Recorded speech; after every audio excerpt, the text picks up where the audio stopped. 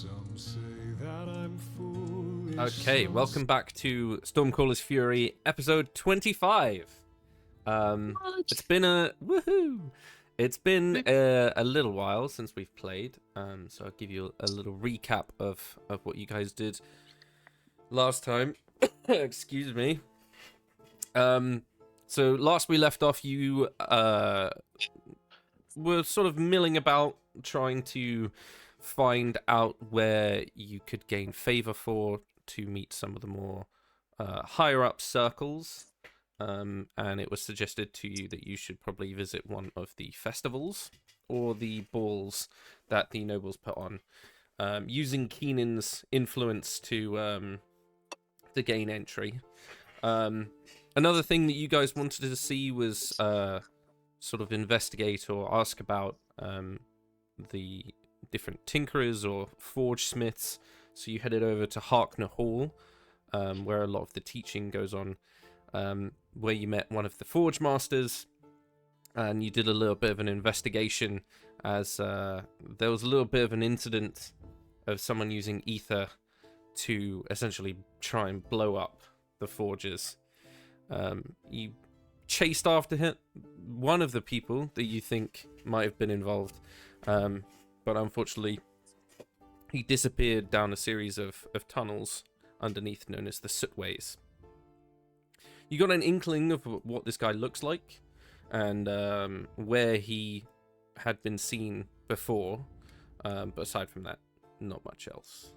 Last we left off, you actually headed over to the tavern to go meet back up with Kozar, and also to be reintroduced to some of the available Argentum elite here in the city. One of them being the muscle of the group, and we entered into the tavern as the two sort of very muscular figures were having an arm wrestle and actually broke the table. We're going to pick up I'd say the next morning. Hello, Emerald. We're going to pick up the next morning. A little bit of a sore head for each of you. You know that the Hammer Feast is going to be going on tonight, and you should probably all get ready if you do want to attend said ball. The scribe has given you all papers and entry, so if you want to go, you can. And that's where we're going to pick it off, with all of you meeting. I would probably say maybe not in the congregation of where thieves might dwell, rather in your quite swanky beds that Keenan has gained for each and all of you. But yeah, we're sitting amongst a various of sort of lower nobility. They're not quite the people that you want. They're just people with money, as you all congregate for breakfast. Take it away.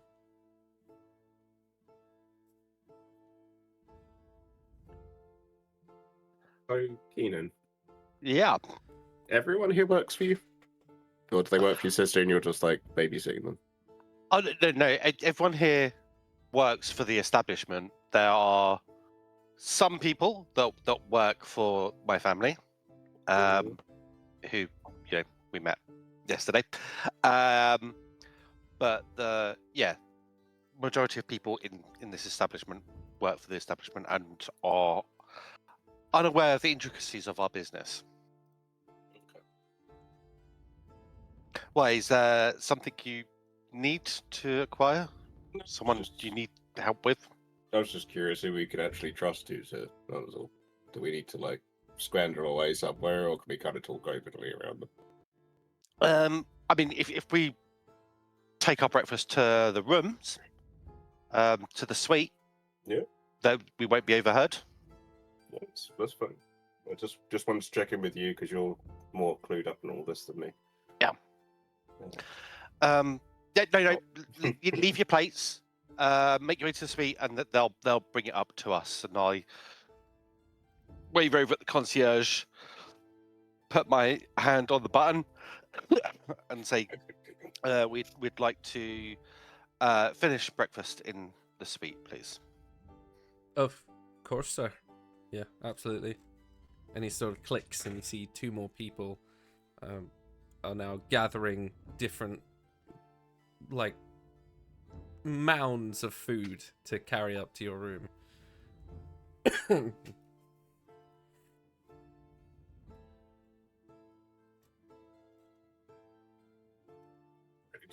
Taken back by the conversation going on in the chat. You do notice that some of them are a little intrigued, but they're taught not to eavesdrop. Yep. So you'd guess that maybe it's not that bad that they've overheard. Yeah. Better to be safe than sorry. So once we are settled back in the suite, and people have, I'm saying this as we make our way back up, and the servants have left, then we should be free to speak fairly openly. I mean, trust is a relative concept. I'd kind of start with the people you can trust is us, Yeah, and no, then 100%. you can trust other people a little bit, and then it just kind of gradually goes down. There's bound to be someone spying on the suite, but they could probably be trusted, or they'd be killed. So it's the safest place. It's all good. I just wanted to make sure that we weren't saying things that we shouldn't say in front of people that work with your family and etc. Because this stuff is all new to me, and I don't want to get stabbed for no reason and all that sort of shebang. So, thought it best to check. Anyway, Good checking. so this ball, Yeah. you got to dress up for it, or Yeah, it's expected that you will not fancy dress, but yeah, you need to be presentable and look like you belong. is it like a masquerade type deal, or is it just fancy attire? What we thinking here? Fancy attire. So we don't want to go undercover as such. We can just go as us. You'd stand out if you didn't wear fancy attire. If you want to go undercover, you probably need to wear fancy stuff. Sorry, Is Nimessa. my armor fancy enough? Absolutely, saying your I have to- armor is fancy enough. Okay, cool. We could get it I polished thought- for you. Yeah, the shinier the better. Yes. But Let's there's get like it an polished. exception for people's insignia and armor. Perfect. I thought for a moment you were going to make me wear a dress, and I panicked a little, but let's get it polished. You can see like Mhm. so much relief is on her face. She's like, "Oh, thank God." So I'm not going to make you wear a dress. However, you will need to dance if we are to catch the eye of the people we need to catch the eye of. We need to put you on display. Have you been to a ball before? No. How does one dance? You have come to the right person for instruction. I certainly hoped I had. Otherwise, we'd all be a bit of a sticky situation. So step up. Let's clear some tables and chairs out of the way. We can talk plans as we practice. But I'm going to teach you a fairly standard dance that happens at balls. I may throw a little bit of flair in that because we want you to get noticed. And I'm going to position us like face to face and hold up my right arm, palm, back of my hand facing towards Nim, and gesture for her to do the same. So our palms are touching. Walk up. And the idea is that we stay in step with each other. It looks very natural and relaxed, but if I move back, you step forward so that our palms are always touching.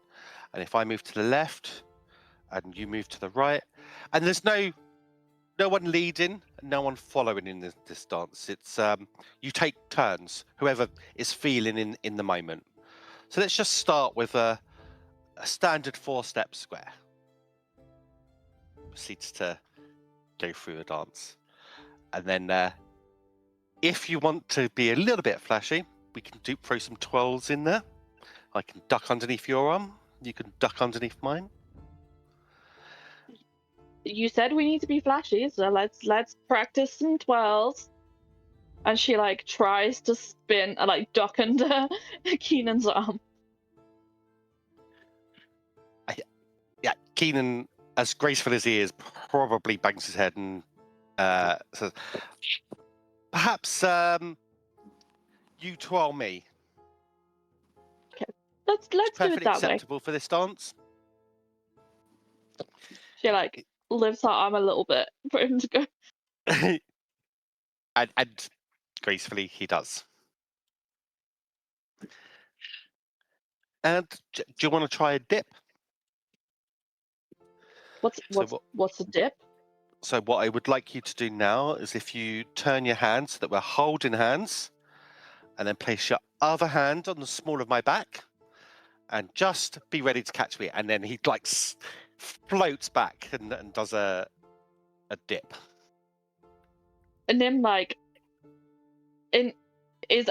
she has no idea what's about to happen, so she just kind of like is just looking at you like a bit confused, and then you dip, and she goes, "Oh God!" and she like catches you like not particularly gracefully, and then is like, can we try that again? Now I know what we're expecting. And she absolutely. So when you catch me this time, try and follow the movement forward and bring me back up, so it's all one fluid movement. And we go again. She does it like successfully, but still not particularly graceful. Like she's very rigid, I would say. She's like trying to copy exactly what you're describing. She's like very much a fighter rather than a dancer. She's like flow is not in her vocabulary. Yeah. So it's okay. We will keep practicing, and we'll save that for like the finale.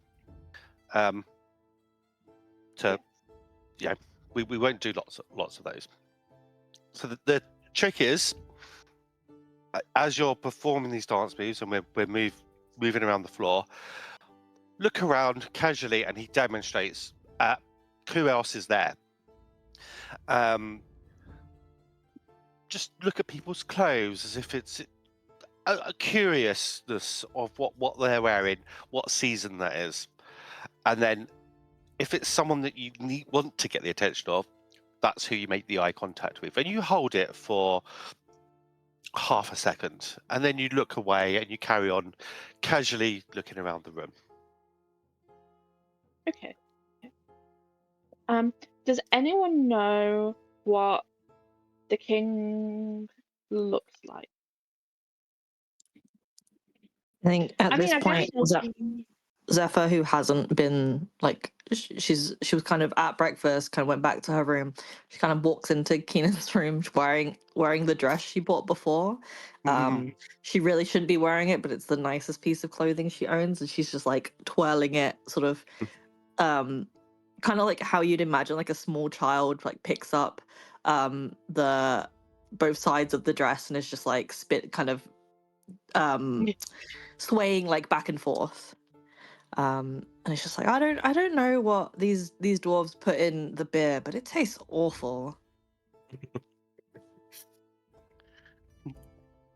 You look amazing, Zephyr. Thank you. Quite jealous, to be honest. It looks amazing. It does indeed. And actually, this is a really opportune moment to teach you the next thing, Nick. Changing partners mid-dance. Just follow what I do, and I move us towards Zephyr, and kind of place Nim's hand into Zephyr's hand, and then step behind Zephyr and kind of like guide her in the dance. Wait, we're dancing? We are. I don't dance. No. It's only us, don't worry. And it will catch the attention of the king if you did. Because we're bad? No, because everyone will be looking, because you are unknown in these parts. Right.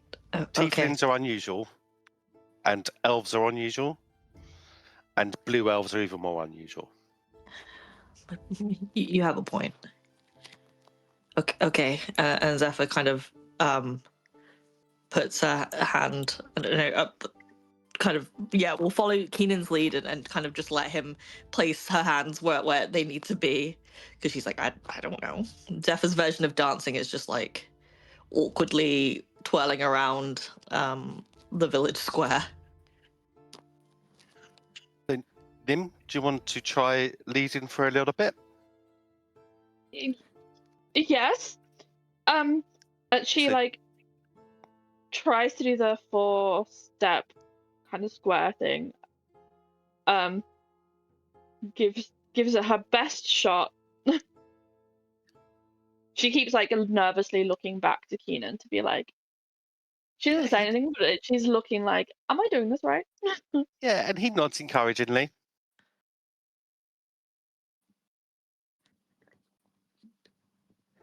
Perfect. After a little while, she just kind of was like, then we just do this all night? Yes, and between songs, when there's breaks, you can retire to where there's refreshments, or to the people you came with to discuss, or to those people that you've made eye contact with and make introductions. You may be approached for introductions, but the dancing is the display case of the shop. And then when do we stop? When you're feeling tired, or when you catch the eye of someone that you want to speak to, you can indicate to your partner with a nod, and you break away. Sometimes these things can go on for hours and hours, so I wouldn't expect you to dance the entire night. Oh, thank God. Because I don't know how you do this all the time, Keenan. This is so much. Anyway, stays in shape. Yeah. It's work. Yeah, you're actually very good at it, Zephyr. You've got a natural kind of like way of gliding about you around the dance floor. I thank you. You seem to float around. I mean, I might actually be, but it happens. And she looks kind of ashamed of it. No, it's good. It looks very elegant. You will definitely get noticed. I have mixed feelings about being noticed, but I guess that's what we're here for. Trying to meet the yep. Alan, will you be partaking of the dancing? I can. It's been a very long time since I have, but I suppose if you take it as a dance of blades, but without the blades, I should be okay, in theory.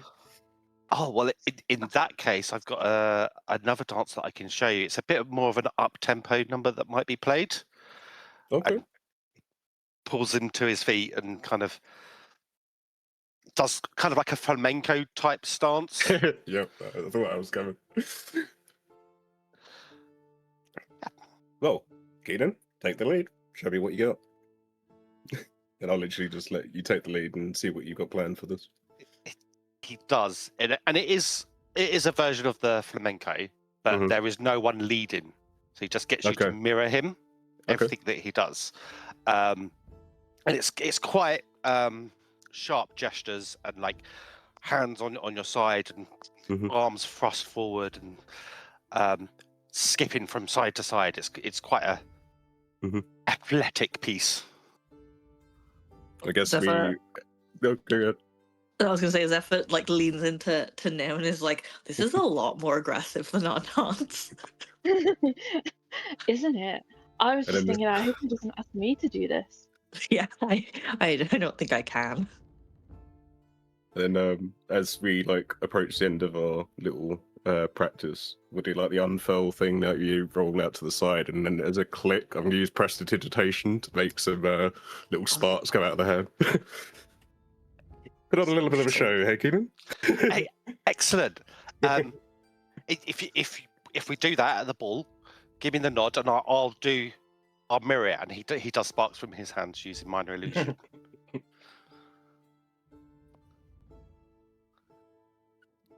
Excellent. You've picked that up really quickly and well. You two will be the bells of the ball. I get the feeling Keenan's the belle of every ball. Yeah. I was trained to perform well. Yeah, it's kind of Keenan's job at the end of the day, isn't it? It's true. It's definitely coming in very useful right now. I think we'd be lost without you, Keenan. Zephyr looks over at Callan and is like, do you have something nice to wear? Do we need to get you a pretty dress too? I could try a dress, but I don't know whether I'd suit it. But I'll wear whatever you guys want me to wear. I'm not too fussed. As you see him just like plaiting through his ponytail as you saying that. I can pull off either way if you want me to, but depends what Keenan has in mind, I guess. I think you should at least keep your cloak. It's very fetching. That will capture people's attention with the feathers. Mm-hmm. Perhaps a tailored blouse and long trousers. You hear like a soft knock on the room door.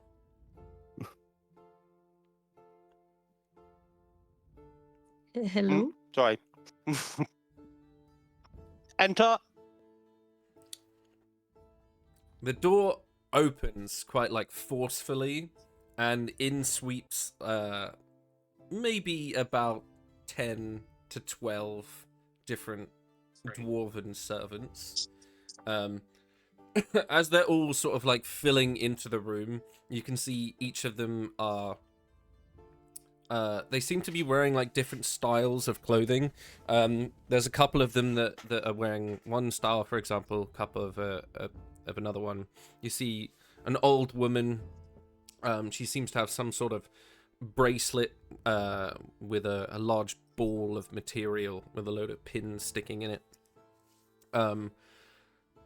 Standing at the sort of flood of people, you see quite a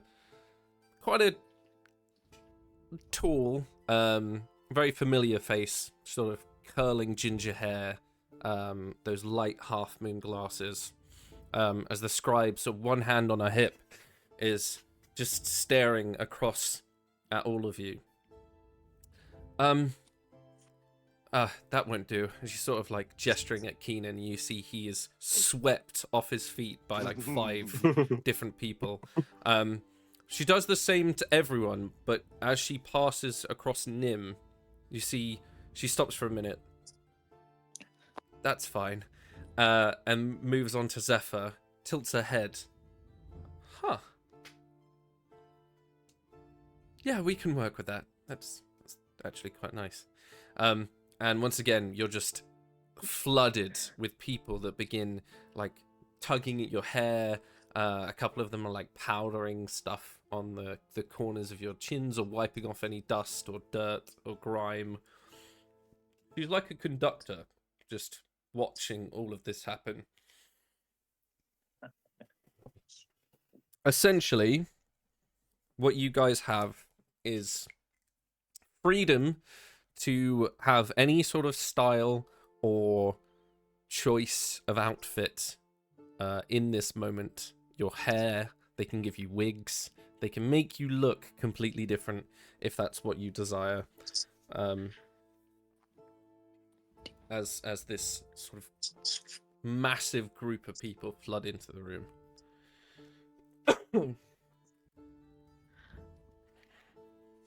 Keenan, what's happening? This is our makeup and costume crew. They will make sure that we are suitably attired and made up for the ball. Okay. They can your heart's desire. However you want to look, you will look like royalty. Zephyr has no idea, like, she's never worn makeup, she's never, her hair is always moving. It's not messy, it's just, it literally has a life of its own. And she's like, can you do something with my head? Just, I don't know if my head will let you. And she's like, she just kind of looks at them and she's like, you have my permission to do whatever. Yeah, I mean, Silvara sort of bounds her way over.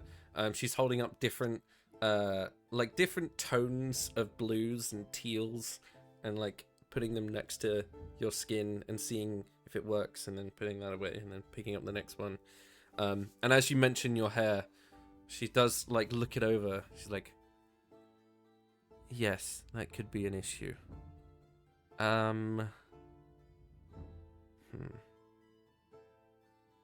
I'll work on it.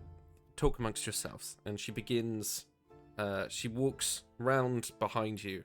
And for the rest of you, you see she begins sort of making small gestures with her hands. And as she does, the hair sort of curls very reluctantly into where she wants it. And it's taking her a while to even just move one group of hair. So this will take her a little bit of time.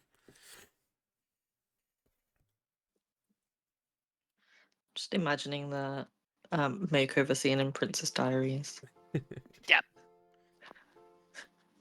Take this and this. One of the sort of elderly dwarven women is currently fawning over Keenan, and as she's attending to, I don't know, his hair probably, or something about him, she does like look across at the group. Have you guys ever been to one of these festivals? Oh, move that. That's yeah. No. No? First time. Oh, how exciting. They are virgins.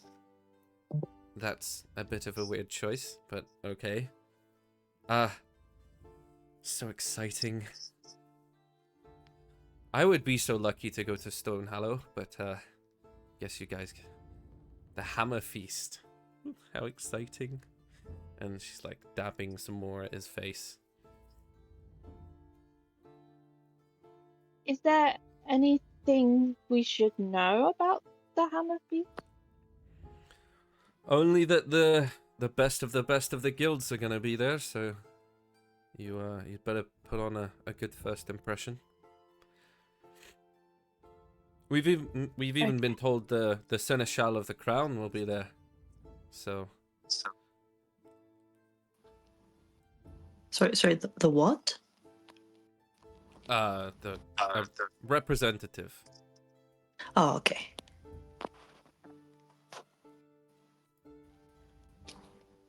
That's so cool. I'm just like trying to see if there's like a mirror or something, like try and watch what's happening to her hair. It's all very exciting.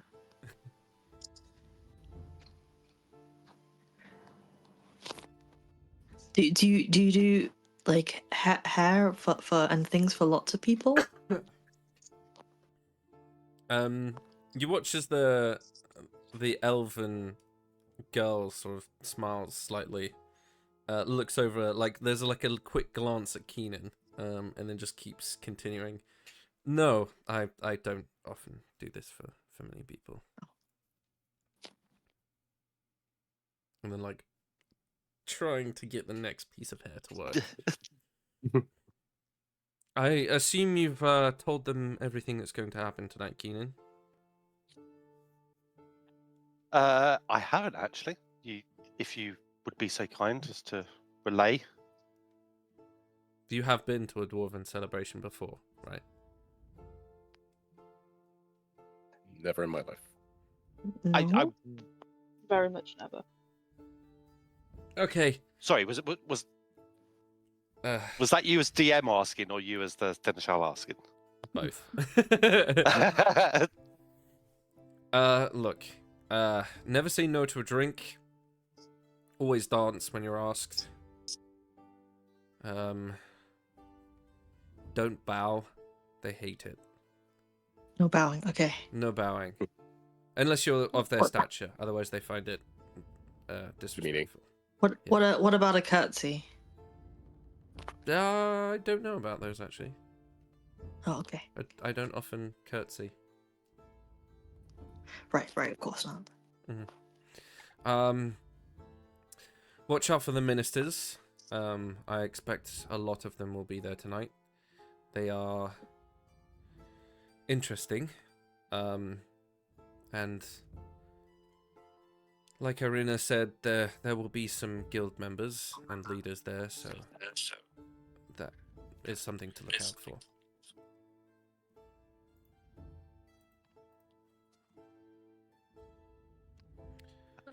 Okay. Talking of conversations, you may find that some are progressing arduously long. If you need help rescuing from that, if you've had enough talking to that particular person, if you get my attention, I will come and rescue you as much as possible. I may have to be entertaining myself, but yes, we will look after each other at this ball. We have like a safe word. Yeah, that's a great idea. Okay, what shall our safe word be? I think you should have the honor for having the idea. Bananas. Why they have bananas on the buffet though? Oh, That's just me. Ignore me. I didn't think about that. What if? Let's go with bananas. It's Okay, very bananas, unlikely. bananas. Okay. And you just see Caleb wander off, and he'll try and find that stylist from earlier, and he's just gonna like start sketching out that kimono design I put in the chat, and then like the ponytail, he's like saying like, right, I want that all braided, and then he's like come out with loads of little ideas, just like proper fanficking over it. Yeah, Is this possible? And then he'll wander back with the others straight after. After he's had his little moment. You also need Keenan's to outfit. He'll introduce yourselves. Or rather, someone will introduce you, so you will need a title. Yes, I have a list of people's titles that I can provide. Of course you do. There is also a point in the Hammer Feast where you will need to give a tribute. That tribute has to come from you. You can't buy it. You need to start thinking of what that might be. It needs to represent something about you or your culture. Is it like one per person? One per group? One per person, yeah. And you pick a person to give that tribute to, and if they're so willing, they will then give you one back, and so on and so forth. Right. Now, to gain an audience with the king is going to be a little bit more difficult than I thought. But it is possible. He will be amenable, especially to a warrior of the Guardian, so I would suggest that maybe getting good with one of the higher-ups, do them a favor. They love favors. Apart from that, my work here is done. And she sort of like takes her hands off. And she's done Zephyr's hair sort of up in, as best she can, a very braided bun. And it's all nice and neatly kept, apart from a couple of trailing wisps that are now sort of like blowing in their own breeze, and then one long braid that she's then braided pieces of silver into. She's like, oh, hopefully it stays. So I'll leave that with you. Keenan, was there anything else? Is my outfit ready that I requested? I'm sure it is, yes.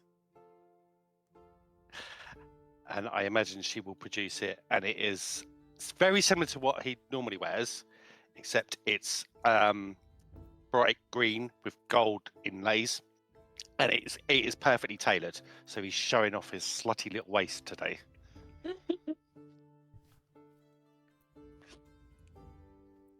That is such a choice.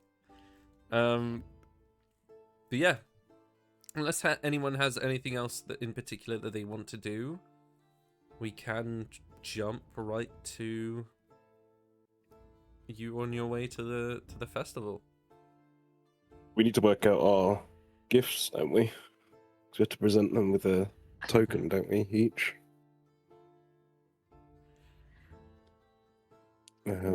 Zephyr goes rummaging.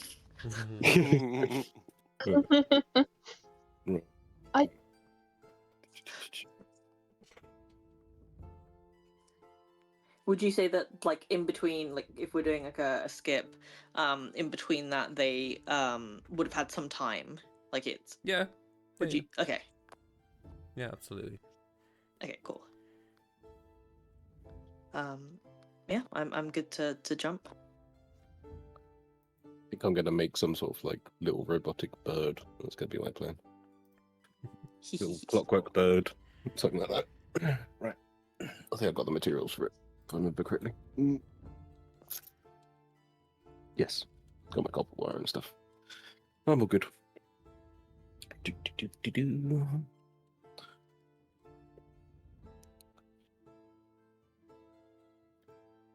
Our titles are in chat. Oh, I totally forgot that one. Oh, I can't remember what names are.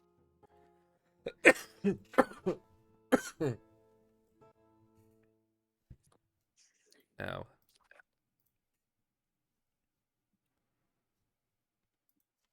Yeah. Okay. The Conqueror of Cliffs. That's a lie.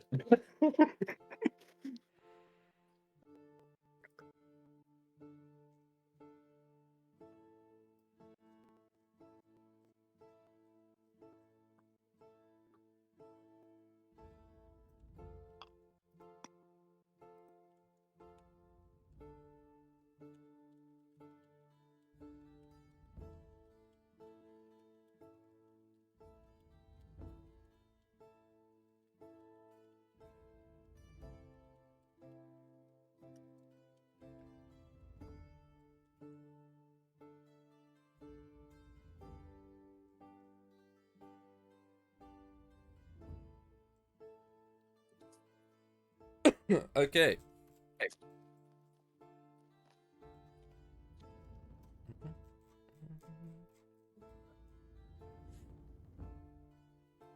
So, later on, when the night begins to draw long and all the sconces are lit and the fires drawing long shadows, you follow the directions that you've been given and make your way up to the sort of the more noble district of Belrum, and up in a sort of on a hill sits Stonehallow.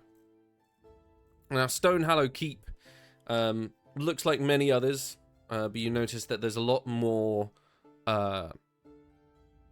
fire involved. There seems to be a tower every now and then on each of the walls that has a massive brazier that is alight with flame, and each one's a different color.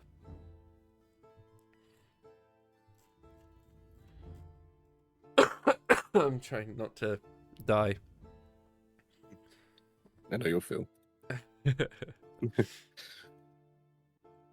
The crowds are thick with dwarves, so you can see bearded smiths. There's a bunch of silk-robed merchants, a couple of soldiers and proud veterans with different coloured medals on their chest, and they're all making that pilgrimage up a carved stairway to the giant doors of Stonehallow Keep.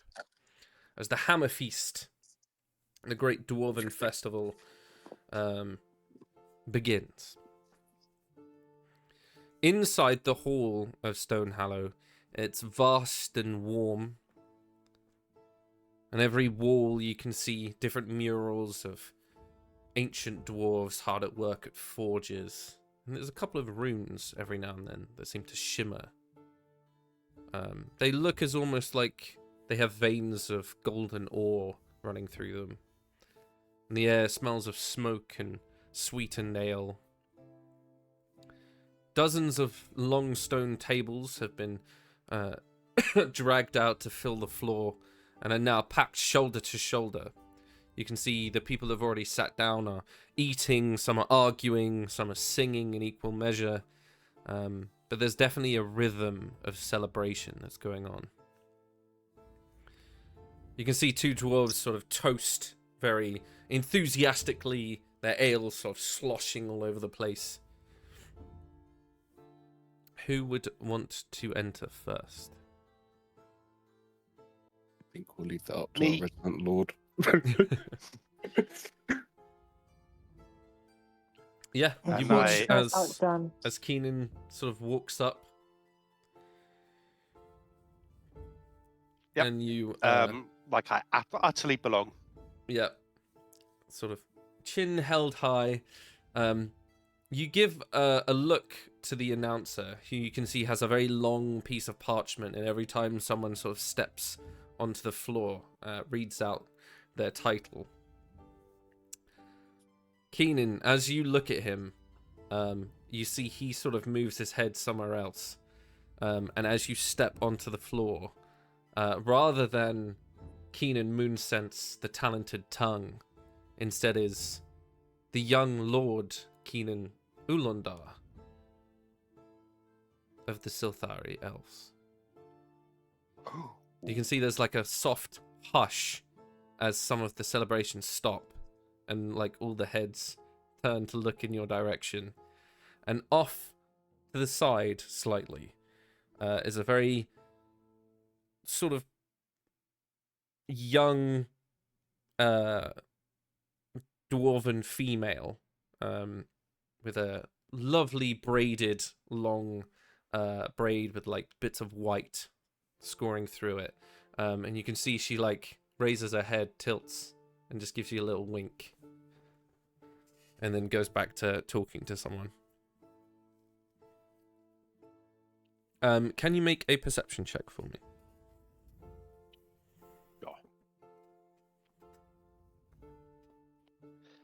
That is a 7. Okay. 7. There's a lot of very fancy people in here. You do notice that there does seem to be a hierarchy at the sort of more close to you. They're dressed well, but you can tell that it's maybe their most expensive piece of clothing. And the further away and further deeper into the hall it gets, you can notice more and more, like more have more jewelry, some have more extravagant accessories for their beards and their hair, some are wearing like fur-lined things. You just notice that there does seem to be a hierarchy of where people are sitting. So you would guess that maybe the more important people might be a little bit further back. Okay. He will carry on walking. Mm-hmm. Just kind of like gently nodding to people that kind of notice as they pass, to kind of get far enough in where it's a little bit understated, like he probably could go further based on his wealth, but actually is being humble. Cool. As the rest of you make your way in, it's the same for you guys, except you are given the title that Keenan gave you. So, Nemessa the Infernal, Defender of the Righteous, Zephyr Swiftsong the Hurricane, Bringer of Dusk, Blessing of the Breeze, and Curse of Serpent. Kalanthar Misthaven, the Blood Arrow, first of his name, Scourge of Nightmares, Conqueror of Cliffs, and Tinker of Smoke and Flame. Zephyr, make an insight check for me, please. Ooh. I forget if she's. Oh. That's an 18. The mention of the Blessing of the Breeze, there are a couple of people further in the room that didn't turn their heads at all, even when Keenan walked in. But you noticed that they haven't stopped looking at you. And it was definitely because of that title.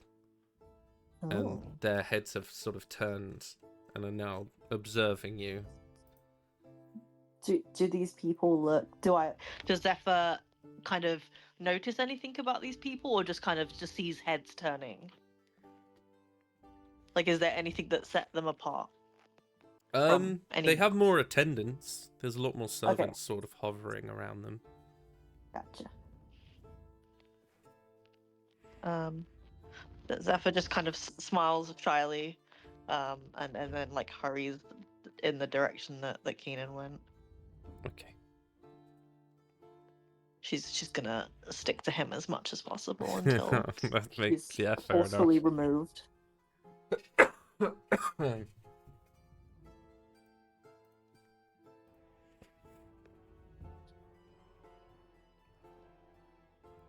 As she reaches him, he's going to take her hand and guide her into a seat. And then look around for refreshments.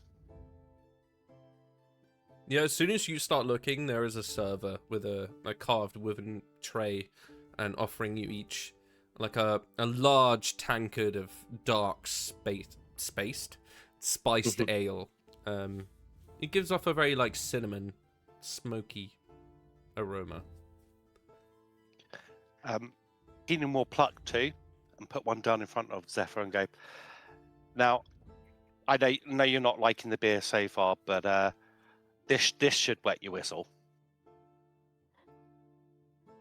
Zephyr brings it to her lips, and I can probably guess where this is gonna go. Does it taste immediately ashy? Yes, it does. Zephyr doesn't want to be rude, so she just kind of coughs and is like, "Yep, lovely." Nim takes one and like eagerly, like a little bit too eagerly, starts drinking them, and then she kind of like looks around to see if anybody else is in armor or if she is the only yes, one. make me a perception check. Ooh, okay. Don't fuck me over, dice, please. Please.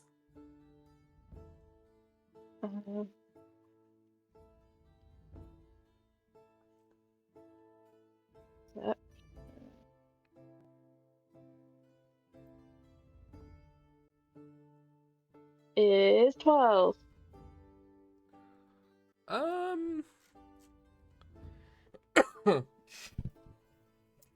There are members of the Runic Guard, which you've seen throughout the city every now and then. More heavily armored, never really seen without their helms off. And they all have the symbol of Cardunor on their chest. But aside from that, no one other than yourself.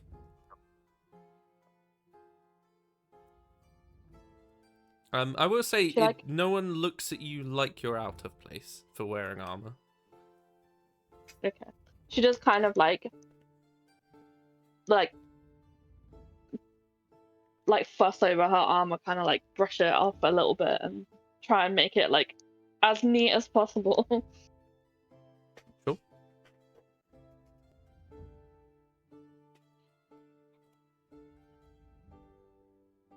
whilst we're sitting at the table, can I spot any of those jewel crafting guys that I was trying to hunt down before in the distance at all? Make me a perception check. Sure thing. That's a big 4. I see nothing. I would say you can see everyone. It's not that you just can't tell who they would be. Yeah, who they might be. Okay. From where Zephyr currently is, like you mentioned that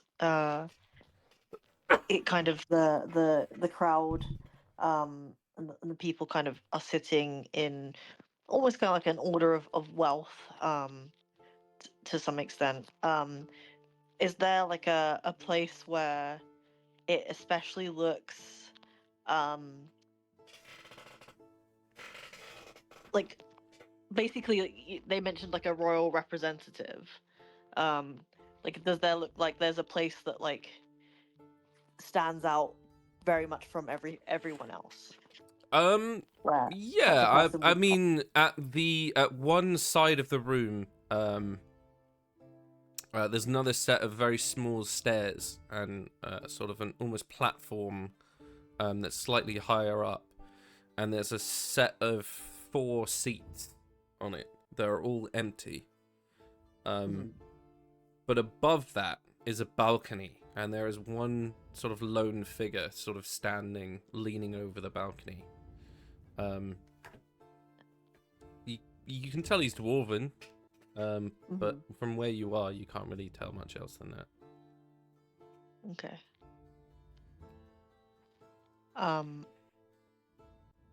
Like, can I tell anything about the body language? Very formal. Okay. Most people, if they were looking over a balcony, you sort of like lean on it with your elbows or your forearms. This one is sort of only just tilting their head down so that they can see everything. A very upright posture.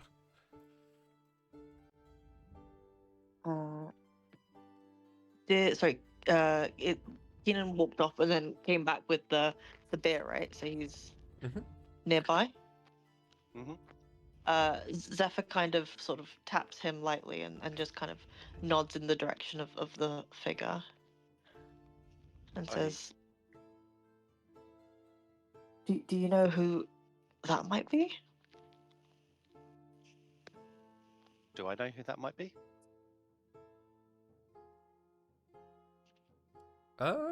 Make me a insight or a history, whatever one's better for you. This would be a history, and that's a 16. You would guess from the way he's dressed that he might be a representative for someone. Okay. He's wearing the colors of the house, the royal house, but he doesn't seem to look very royal.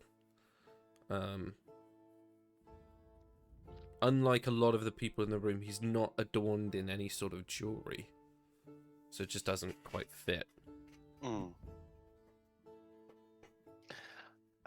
That could be our target, the king's representative. However, let's keep an eye out. There's something a little bit off about the way that they're just, maybe they're just not into fancy things, which, given our troop, might go down well to be down to earth. But if you want, I think now could be the time to start drawing some attention to us. I mean, it's not what I want, but it's what we need to do. Nimessa, would you care to dance? Of course. She reaches her hand out towards Keenan and tries to be as graceful as she possibly can be. So we're going to go with that first dance I taught you. The music's just right for that. We'll just slowly circulate the dance floor. But remember how I showed you to lead me? I want you to try doing that. Okay, I will do that. And as she's doing that, occasionally I'm going to use minor illusion just to have the light flash off of her armor, so it like sparkles a little bit. I see. Okay. Make me You see, Nim is like performance. trying to not make it off. Oh, sorry. It's because I was about to cough. Make me a performance check. You can either do one each or choose someone to take advantage. Yeah, my performance is not great, so I'm gonna give Keenan an advantage. My performance is great. Yep. And I rolled great. Let me just check something. Oh wow. It's a 30 something, isn't it? Calling it. It is. I'm just checking. Yep, it is 34. It's the highest I can roll on performance. Damn. Yeah, it is. It's a very good dance. You do see even some of the dwarves are like beginning to like sort of clap almost. And as the song comes to an end, you notice that not many other people are dancing, and like a couple of them have joined the dance floor because of you. But the I'd say a good portion of the nobles have sort of turned their attention your way, for sure. As the song ends, there's like a brief pause. Sorry, before it like erupts into just a sea of music. You see a fiddler leaps onto a table. The drummer at the side then joins in, and then all you hear is boots as the stomp of dozens of dwarves begin stomping in rhythmic unison. The people that have joined you on the dance floor begin sort of spinning and stomping, and some of them are wearing boots that have this almost metallic sole, it looks like, as they stamp. It sort of strikes sparks across the stone. I need both of you to... Oh my god. I need both of you to make either an insight or a perception if you want to stay on the dance floor. Nim kind of looks to Keenan to see if he is leaving or if he's staying. See, Keenan is eyeing around to try and find a partner for Nim to pass on, and then we'll move to somebody else. So Keenan's intending to stay. That was a 12 on perception. Let me roll a perception as well. I hate that it doesn't automatically add my advantage on. 9. Great.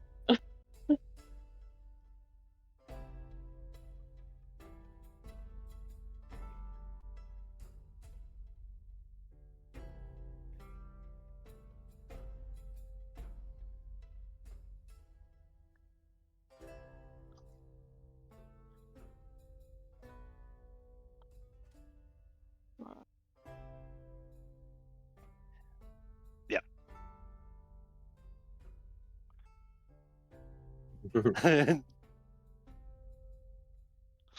Yeah.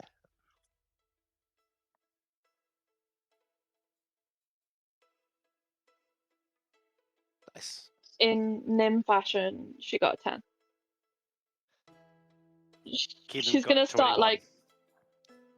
she's like patting her armor almost and like trying to like she hasn't quite picked up the stamping. She's just like, oh yeah, we're all making noise.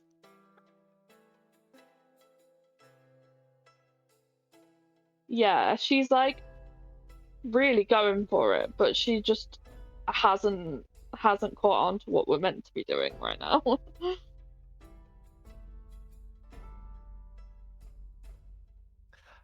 21.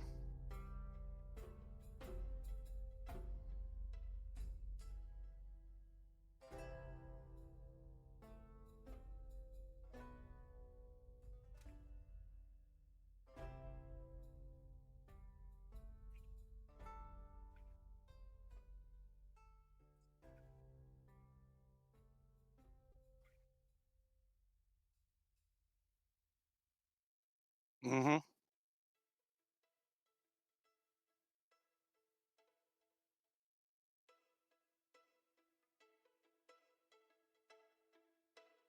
Yeah.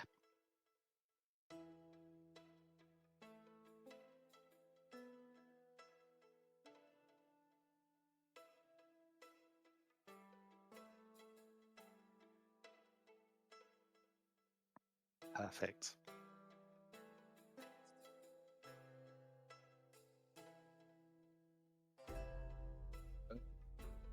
think Zephyr Steve. has. Okay, Oh, you go sorry. first. No, you go for it. I was gonna say, Zephyr has abandoned her drink. Just kind of nudged it into further into the sort of. Is there like a table? I'm assuming there's just like a table in front of her. She's like nudged it like further in so that it kind of gets lost in with other glasses so that it's not like abundantly obvious it's from her. And then she's still just kind of like looking around the room, trying to see, you know, trying to see if um the person like she spotted earlier is like still up where he is, or if he's moved, is kind of looking in the direction of the people who turned around to like look at her earlier. Just kind of trying to see if she's used to catching people's eye, and she is trying to like kind of see more of a, has she caught their eye because she's blue, or has she caught their eye because she's another blue person? Like just kind of trying to ascertain, like why they were interested. Okay, insight. That's a 16.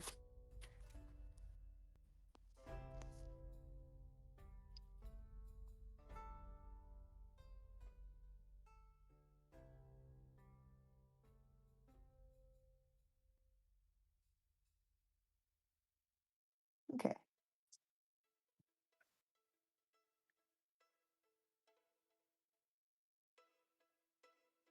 Mm-hmm.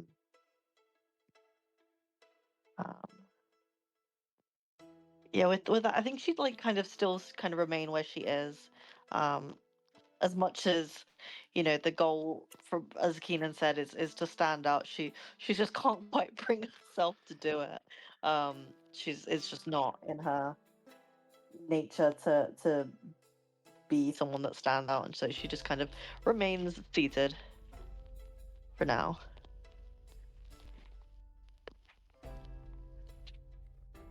With that, I'll probably wander past Zeph as I grab a drink, trying to keep an eye on what the others are up to.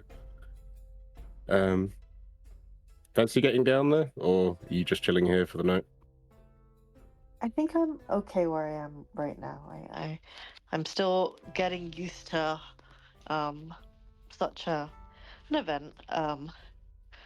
I've been around a lot of people, but that those were just people in a city square, like a, Just a crowd, not a party.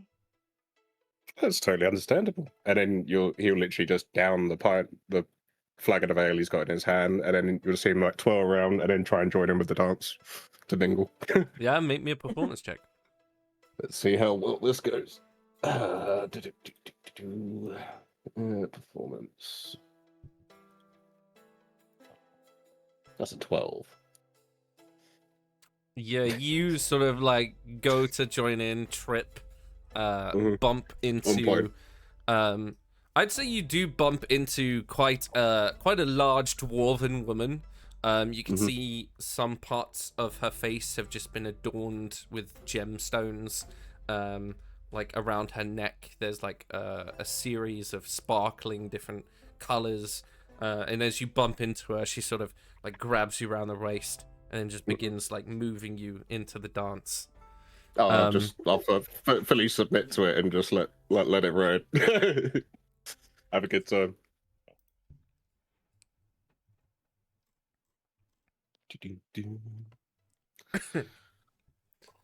I love that so much. As being manhandled by a dwarf. As the songs begin to die out and the hour turns into 2, and you guys moving about, dancing, you begin to talk to some people, just testing the waters. Everything begins to settle as the songs like go a little bit more mellow. And you notice that some people then begin standing up and moving into almost circles of different groups of people, and they seem to be talking about this and that. Oh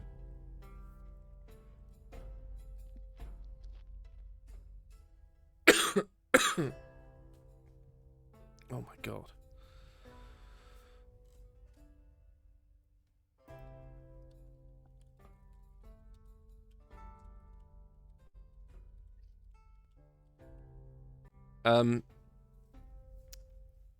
I would say on one group, you can see that there is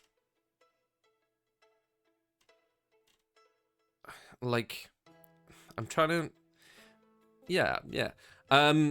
You can see like some of them have sort of moved over to where there's a large round stone table. A couple of them are beginning to produce small pieces of metal, and they seem to be talking about pieces. You would probably guess that whomever this group is are maybe the inventors or the artisans. Might be some of those guilds. As one of them like pulls out this little contraption and attaches it to his mug, and you can see it's just a small hammer that keeps tapping it to keep the foam alive. Another sort of long marble bar. You can see an elegant looking dwarven woman, quite a practical looking, very elderly man, and then just another dwarven man, and they just seem to be talking, but they're very hushed, so you would guess maybe theirs is a little bit more diplomatic. And then the last one is sort of collection of everyone else that's been left, and they're sort of hovering near to where the series of 4 chairs are. You can see a couple of them, especially one is wearing quite dwarven uniform. He has a couple of pieces of armor on, but it looks more ceremonial. And a few of the people next to him look very authoritative. I would guess you've probably seen depictions of one of them. There's a woman. She is one of the prime ministers of Cardunor. Her name is Hilda. And they seem to be talking about something. So you'd guess maybe they're soldiers and parliament and law.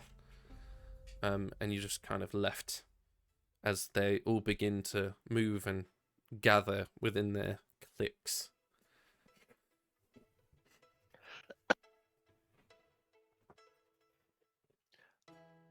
Keenan is going to point out the tinkerers to Callan and subtly kind of like nod towards them, say that might be your crowd for this evening. Yeah, thanks for giving me the heads up. He'll swanter through, try to be as graceful about it as you can. And then is going to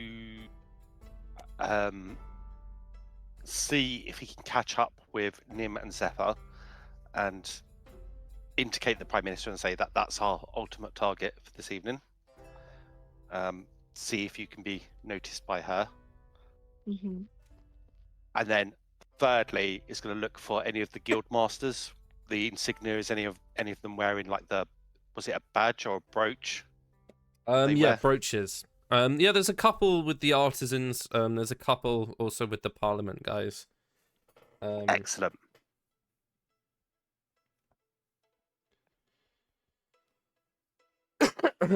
Excuse me. Okay. Who is going with Kalanthar to the artisans? I think Zephyr would want to go.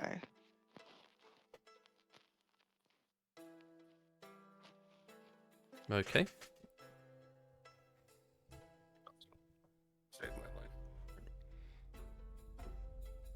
my life. Yeah, you sort of make your way over to them. They seem to be gathering around that large stone round table. Behind them, there seems to have been sort of temporary forge almost that's been made up, and you can see like sparks are leaping from it. There's one dwarf in a very soot-streaked vest. They seem to be like showing off something, and the rest of the artisans are sort of looking around, like nodding slightly. He's showing off like this large metallic sculpture, and every now and then there's like a spark of electricity that seems to spark across the surface. As you guys approach, you can overhear that they're like offering, maybe you could just tone down a little bit. And he's like, no, I couldn't do that. They seem to be talking about ways to adjust the voltage or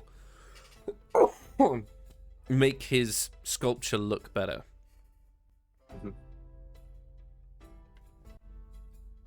Do I actually, like, looking at it from a distance, do I have a inkling about how it works at all? You would guess maybe some sort of enchantment. It doesn't look like it's mechanical. Okay. Could I try and understand a little bit about it so I can not look like an idiot when I talk to him? Make from a me an distance? Arcana check. Thank you. That's a 15.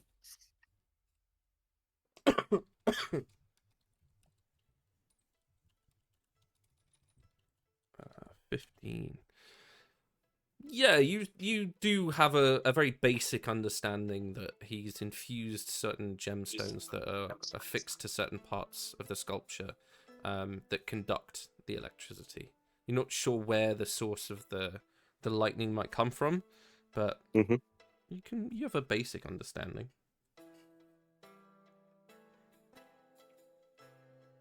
So what exactly is the issue you're having with the voltage regulation on this? I'm a bit of a novice myself, but it looks quite interesting. You see, like, a bunch of them all just turn and look at you with, like, a very quizzical, very, observing glance as they're all looking you up and down. Nice, nice to meet you too. Yes, So, we're just, apologies. it can't hold its charge, which is the problem, and we're meant to give the gift to the king, so we kind of need it to work properly. So how do you store the charged within it? Is it a spell charged within, or? Well, it's quite complicated. I'm not sure if you'd understand. Probably not, but it's best to learn. Oh, yes, I guess that's sort of true. And as he says that, he'll pull out the little copper wire, like, mechanical bird that he's been working on, and he'll, like, shock and grasp it a little bit, and you'll see it just start to flutter in his hand. Oh, that's actually quite good. How are you doing that? I had some of these jewels left over from when I was attempting to start going into jewelry. Lace them with copper wire, and then charged within. Creates a small circuit, which then moves the internal gear slightly. So it's a bit more mechanical than what you're working with. That is next level compared to what I've got. Mine looks like a children's toy compared to that. But you're more than welcome to take a look, and you'll put it on the table for them to like observe, so they can work out. Yeah, they all immediately sort of like bend over and begin looking at the intricate work. You do see some of them like nod quite approvingly. Yes, interesting. And what brings you to the city? Well, my friends saw one, but I definitely wanted to meet with like-minded individuals like yourselves and expand my craft. I'm a bit of an artificer myself, but very new to the trade. Oh, really? Yes. I find it helps me understand things a little bit better, knowing how they work. Well, perhaps you should help old Hrothgar with his spire. And one of them's like, shh. Yes. I mean, with his work. I'll take that into consideration and see if I can have a conversation with them later. Thank you.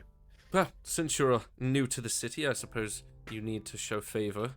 And he gives you a small. It looks like a simple dwarven stone with a rune on it. But as you pick it up, you can see that it's entirely made out of metal, and there's a little gear that's whirring that you can see through the gap.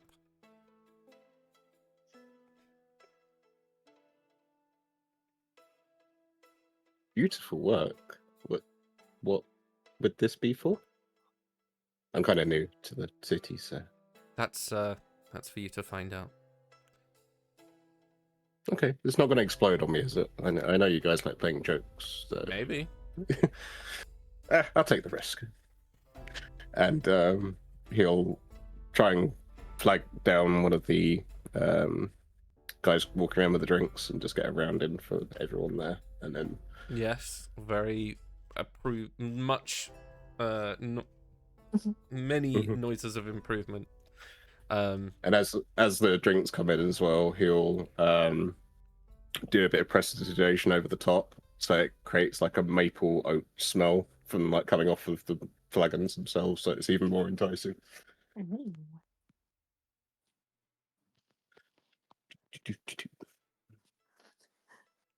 Zephyr Okay. just like smells it, and is like, why does it smell so good but taste so bad? I'm so upset.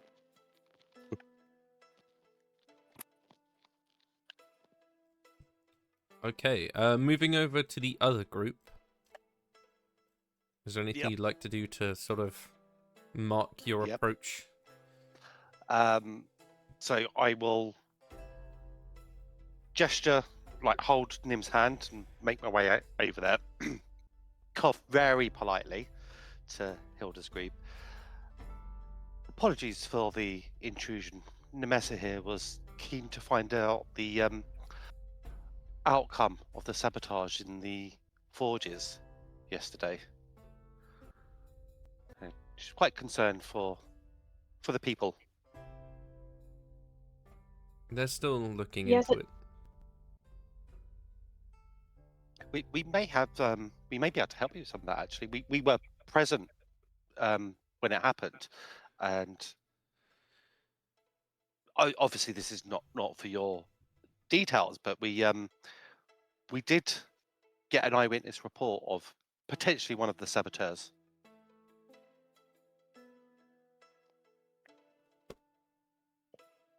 Perhaps.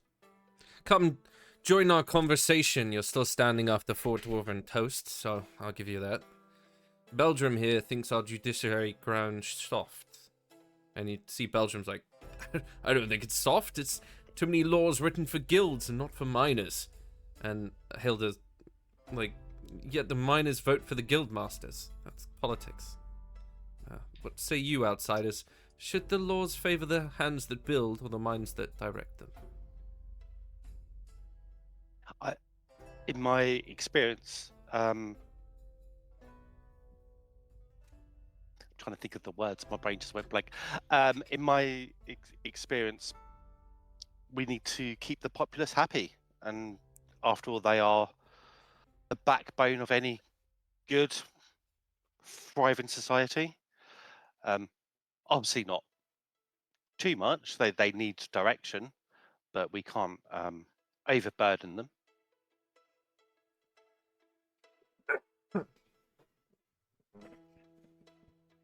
My father's estate and the people that work there, we find that them being happy and comfortable, we get much better outcomes, productivity from them.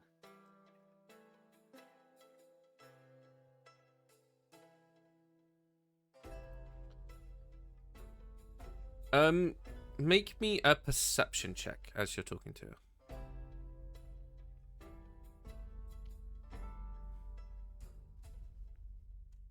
These were high. Yes, 19.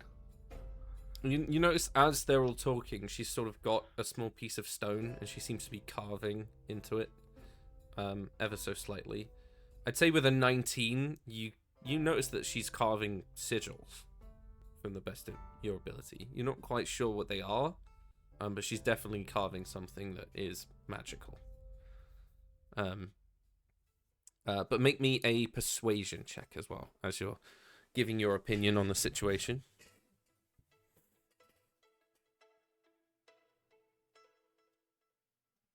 That is an 18.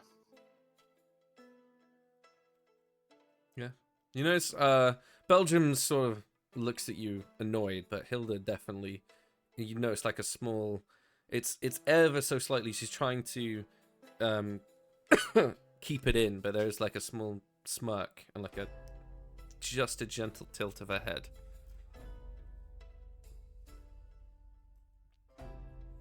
So I read the report about the sabotage.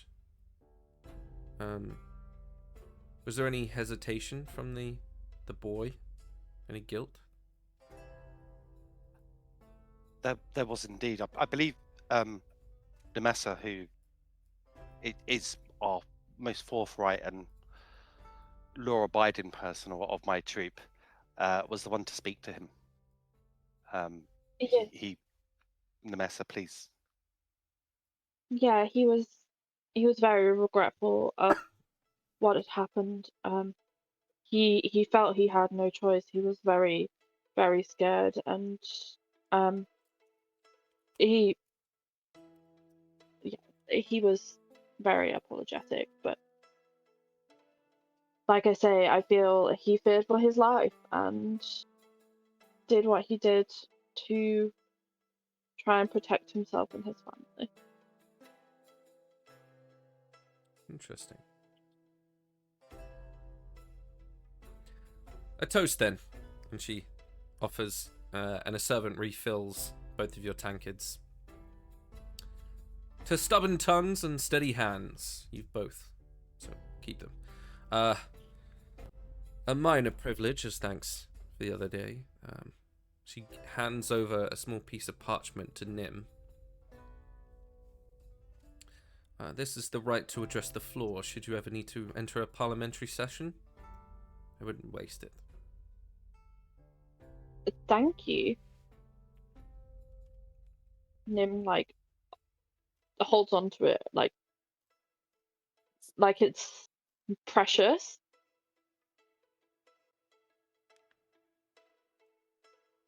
That is quite the boon.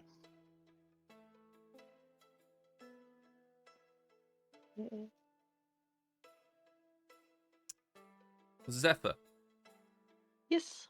you've been keeping your eye on the Seneschal, the royals, the spokesperson. You notice that he's no longer on the balcony, and as you sort of look over Keenan's way, he's stood by one of the chairs. And as everyone's talking and laughter begins to fade ever so slightly, for a moment, the entire room is silent. And it's almost like everything has been muffled. And as the Seneschal steps up, they sort of pass their eyes across the room. Do you want to make me an Arcana check? Yes. I think that I'm... Oh, okay. 16. There's been a spell that's been released into the room. Yeah, I think my question was is it like an unnatural? Yeah, that makes sense.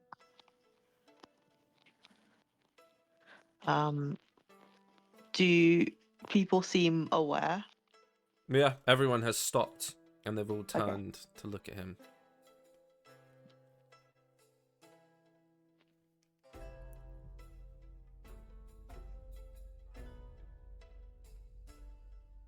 I would like to address you all.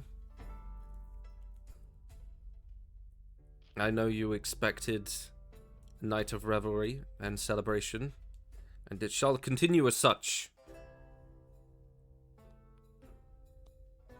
I stand with you with grace as the king approaches the mountain. Stone beneath, fire above, honor between. And he sort of claps his hands. You watch all of the braziers in the room immediately ignite, almost twice their size. The sound returns. Everyone begins reveling and talking. There's a little bit more upbeat song and dancing. But you know that not only the spokesperson for the king, but the king himself is on his way. You guys have a little bit of time to do anything else or prepare yourselves. Zephyr. So after like he's finished talking and some life returns to the room, Zephyr kind of will look around her and see if there's anyone who looks in Zephyr's eyes approachable, which just means somebody that doesn't look completely terrifying to her. So I know, someone who looks kind, someone who looks like they wouldn't immediately reject her if she tried to talk to them. Yeah, absolutely.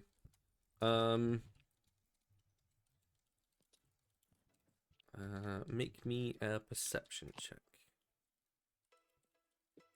How perceptive ones tonight. That's a 23. Yeah, you spot I'd say probably like a young male dwarf who looks a little bit also like put out by this whole crowd. He is adorned in quite well finery, but he does look a little bit out of his depth. Zephyr kind of approaches him and being aware that she's not allowed to bow, but she doesn't know if she's allowed to curtsy. She kind of like does a little dip, like just not in terms of bowing, in terms of like an almost curtsy, but it probably just looks very awkward. And she says, "Hello, sorry, I quite new to sort of this world of dwarven parties and this kingdom. Is it quite rare for the king to be present at a party like this?" Usually he's at some of the like the bigger ones. Oh, Like the more like the ones for him usually. right. Sometimes he comes, yeah. But we weren't really expecting him. Oh, okay. I guess, lucky me, to be here when he'll be here. Yeah. Yeah. Yeah, that is a bit weird actually. And then she sort of shakes her head. She's like, "Oh, I'm sorry. My name's Zephyr. As I said, I'm quite new to this. I keep forgetting my manners." That's fine. I'm Jonah. Nice to meet you. Meet you. So why do- are you here? I have a friend. This is far more his speed. And she tries to see if she can spot Keenan at all, like in the room. Probably at that point, you'll hear a piercing laugh that is undoubtedly Keenan's. Okay, and she's like finds him in the crowd and kind of points his way, and it's like that guy over there. Oh, and wow. I'm Well, he's different. Yeah. Yeah, so I'm just I guess part of his group, his traveling group.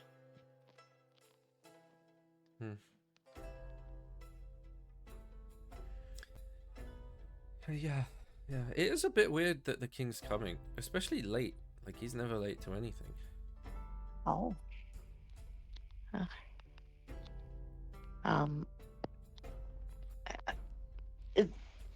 I mean, as you know, and she looks around the room and she's like, is there, anyone sort of who he'd be coming to see, or?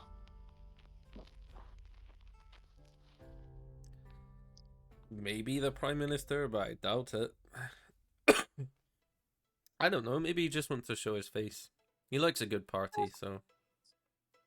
And she sort of says who doesn't, but it's very like clear that she's that's not the case at all. She doesn't believe her words. Yeah, this isn't really my speed either. Why are you here then? My mother made me come. Right.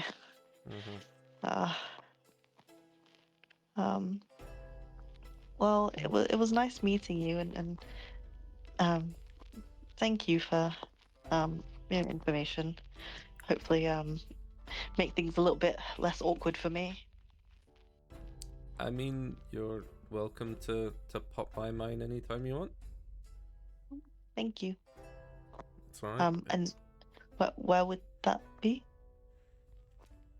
Oh,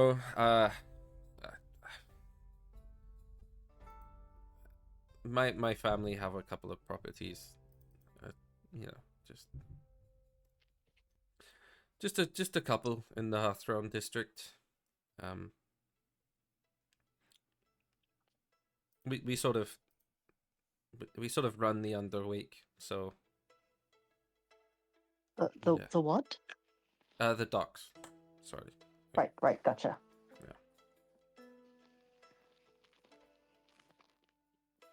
Yeah. And she sort of tries to curtsy again, probably even worse than last time, and then kind of scurries away off to find Keenan.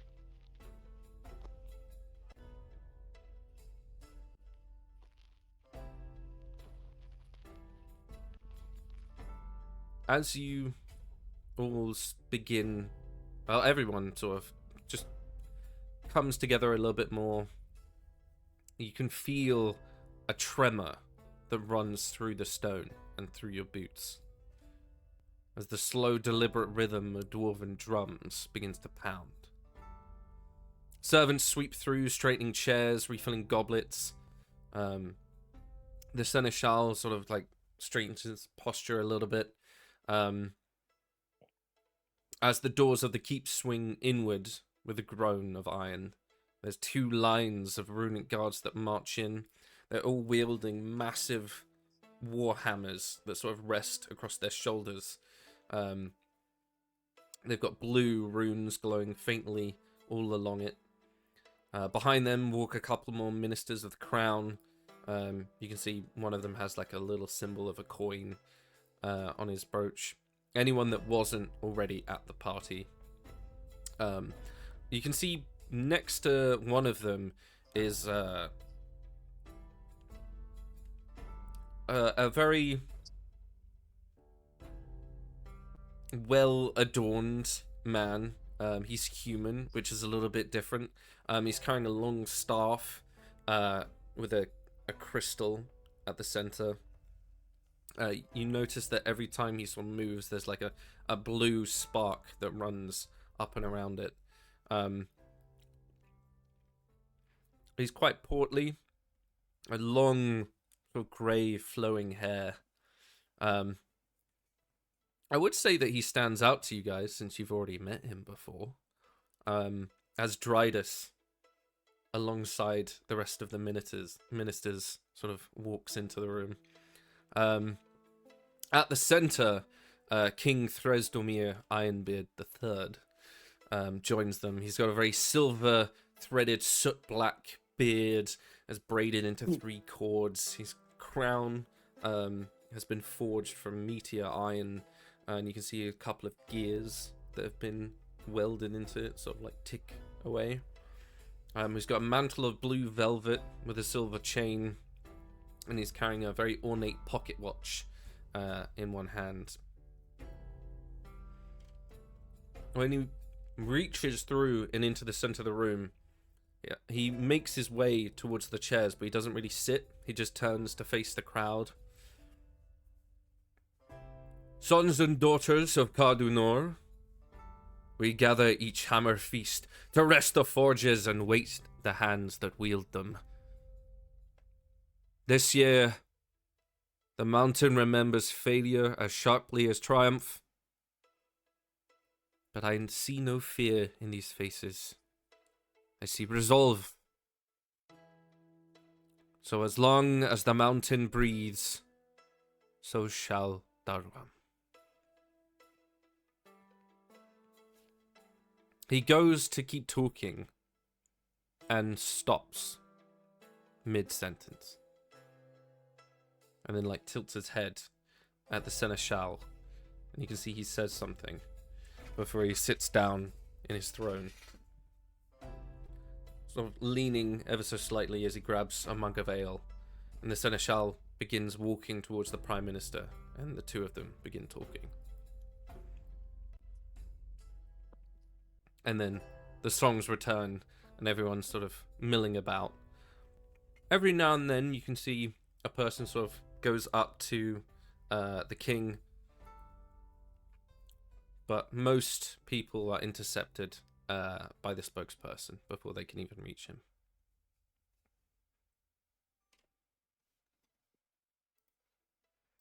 How would you say the expressions on the seneschal and prime minister's faces are like when they're talking? Like, are we able to see, or? There's a lot of confusion Okay. between the two of them. Mm-hmm. They don't quite understand something.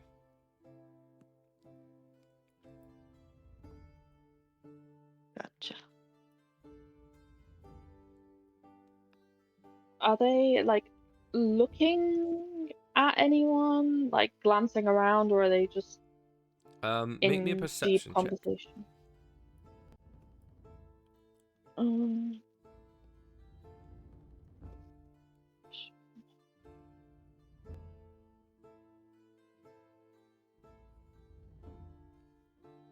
Doo-doo-doo. 19. Yeah. They look at you a couple of times. But most of them, and a good deal of their whispering, is interrupted by them looking at Zephyr.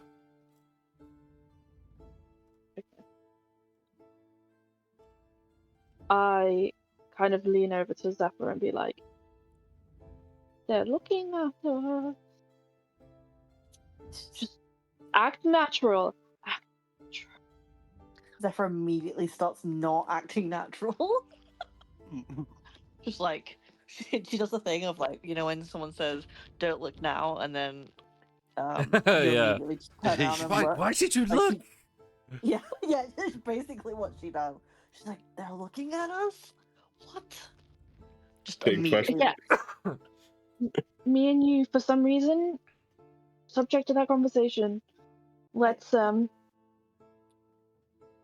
This is a question I didn't ask before, but in terms of like the demographic of races at this soiree, is it mostly dwarf?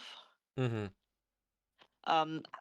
Like percentage-wise, how many is like are we so like do we stand out so much because we're so much taller, or are there like a few other? There are a couple of other people. You guess maybe like outside diplomats, merchants, maybe a guild member or two. But it's a good like 80% of dwarves. Gotcha. Okay. Zephyr's just like, maybe it's because like we're so tall. Oh, maybe.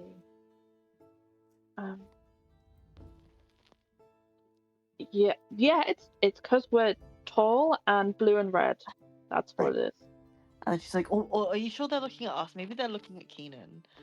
No, 100%. It's mostly you and a little bit of me.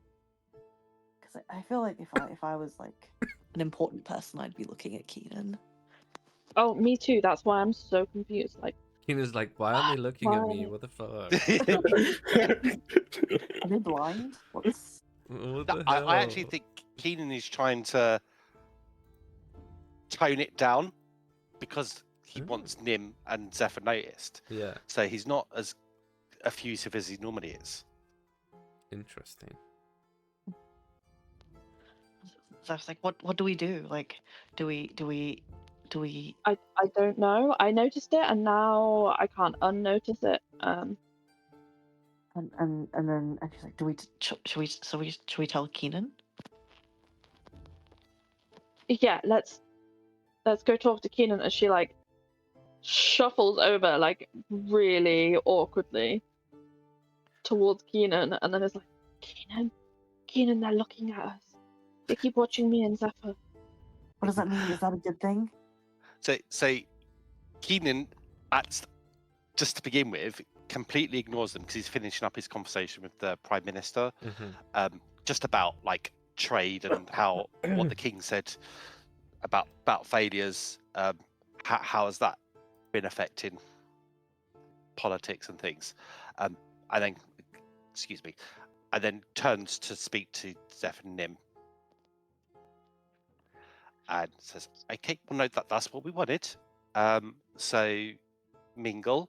Next time you see him looking, remember what I said about catch the eye, nod the acknowledgement, Right. and if that is reciprocated, I think you may chance an approach." Okay. And I feel like Zephyr's like very aware of everything about her now, so she's like standing up straighter, like trying to just have good posture and body language, and is looking very unnatural because of this. Are there people dancing at the moment? Yeah. Nim kind of reaches a hand out to Zephyr and says, "Maybe we dance?" Right. Yes, that's what Keenan said we should do. Yes, let's. And Try- then like Nim Try to relax takes her hand. and smile and enjoy it. Yeah. Zephyr's smile is just like the most. It's like in Beauty and the Beast where she's like smile and it's horrifying. It's a grimace. Zephyr's like, Nim like starts trying to lead them both, but it's very much like the blind leading the blind. Like she's trying so hard. Yeah, Zephyr's fully letting Nim lead because Zephyr doesn't know what she's doing. And then while this is happening, she's also trying to keep an eye to see if she notices them looking their way. Keenan, meanwhile, clocks what they're doing and under his breath goes, well, that's one way to get noticed. Imagining that Callum's like worked his way back from the guildmaster bit, and he's been tackled by that same dwarf that he bumped into before, and hasn't been able to leave. So he's just like trying to flag down Keenan, but he can't actually see him. Callum's like, bananas, bananas, bananas.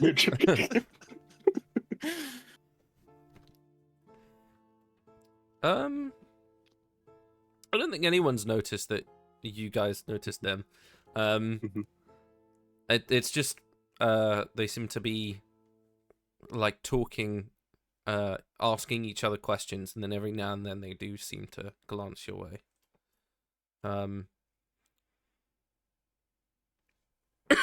The songs are a little bit more lower, and there are some people dancing, but a lot of it is just people having conversations.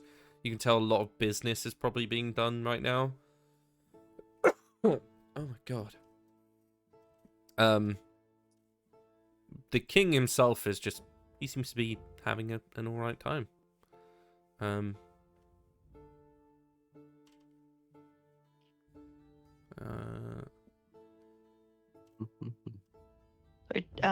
Did the king arrive with anybody else? Did you say? Dridus. Dridus is here. You can see he's off to one side talking with one of the ministers. My memory's broken. Who's Dridus again? Dridus is a storm mage who was with you guys yes, okay, from the pirate ship. Yes. He was the one who saved me from the disintegration trap. Yes, that's true. After messing with it for ages, so it still went off and scared the shit out of me. Yeah. Yeah. That's my memory of Dridus. Yeah, pretty much, yeah. That is him in a nutshell. With the otters. Yes. Yeah. I think last time we saw him was in the tomb, wasn't it? Is Dridus in like the company of the king, or just happens to be there? You have no idea. Okay.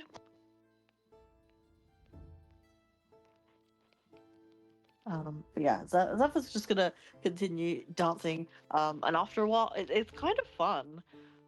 She's warmed up to it a little bit, but she's still not like.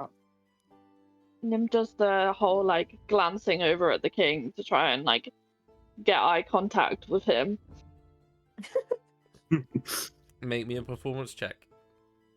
I'm just imagining like the overly fluttering of the eyelashes, just like notice me. Okay, that's a 12. You get a message in your head that just says dip. So that's a 12, and then she gets the message and just says to Zephyr, just trust me, and then like tries to like dip Zephyr. Zephyr has no idea that this is happening. Yeah, is very much surprised by this and tries to go with it. Lets out a little like eep.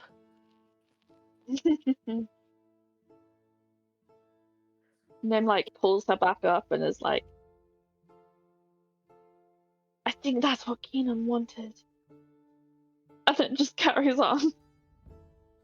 Okay. And she, yeah, just very unsettled.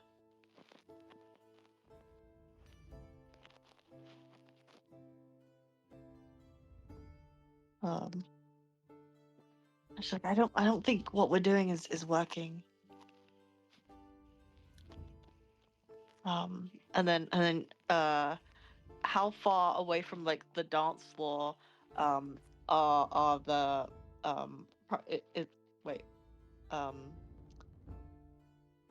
was it the seneschal, the people looking their direction?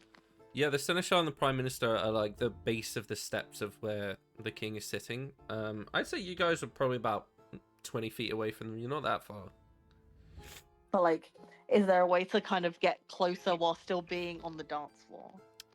No. Okay.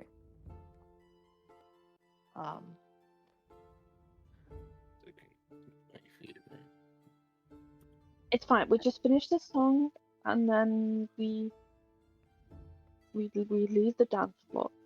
Nim is like trying to talk Zephyr through this, but doesn't have much more confidence in herself. Did we all notice that it was Drydas that arrived with the king, or was it just Nim's check that she did? I would say he stands out amongst dwarves, so probably yes. As I can do up to 50 feet, I'll be like somewhere in the dance floor, and I'll look it over in his direction, and then just telepathically in his head just go, "Hi, buddy, long time no see," and I'll wave just to try and get his attention.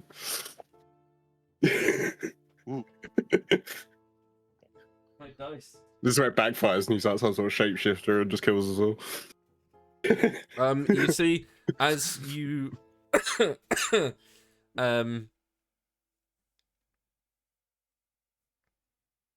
as you sort of send that message across, all you get is just an iron wall. Sort of like As in, like reverberates he doesn't receive it, or no, doesn't receive it. fair. And then I'll do the same over towards like Keenan, because I don't know exactly where he is in the dance floor, and I'll just go, "I tried getting Drydas' attention in his head, but he stonewalled me. Might be something going on there, or he's busy. One of the two." He can't come to the phone right now. He's like bread in one hand, ale in the other. Yeah. Just Interesting. Try approaching him and talking to him normally. like a normal person. Oh, that's effort, though. You literally hear that in your just head as he text tries to walk, as he tries to peel away from the dwarf he's been dancing with, and he was just like trying to work his way towards where Drydas is, just through the dancing crowd. Yeah, as you approach, you notice that two of the runic guards step forwards in your way as you get closer to him. And he sort of looks up and he's like, "You don't need to worry about that. Move out of the way. Fuck off. Fuck off." and they do eventually just like skirt around a little bit.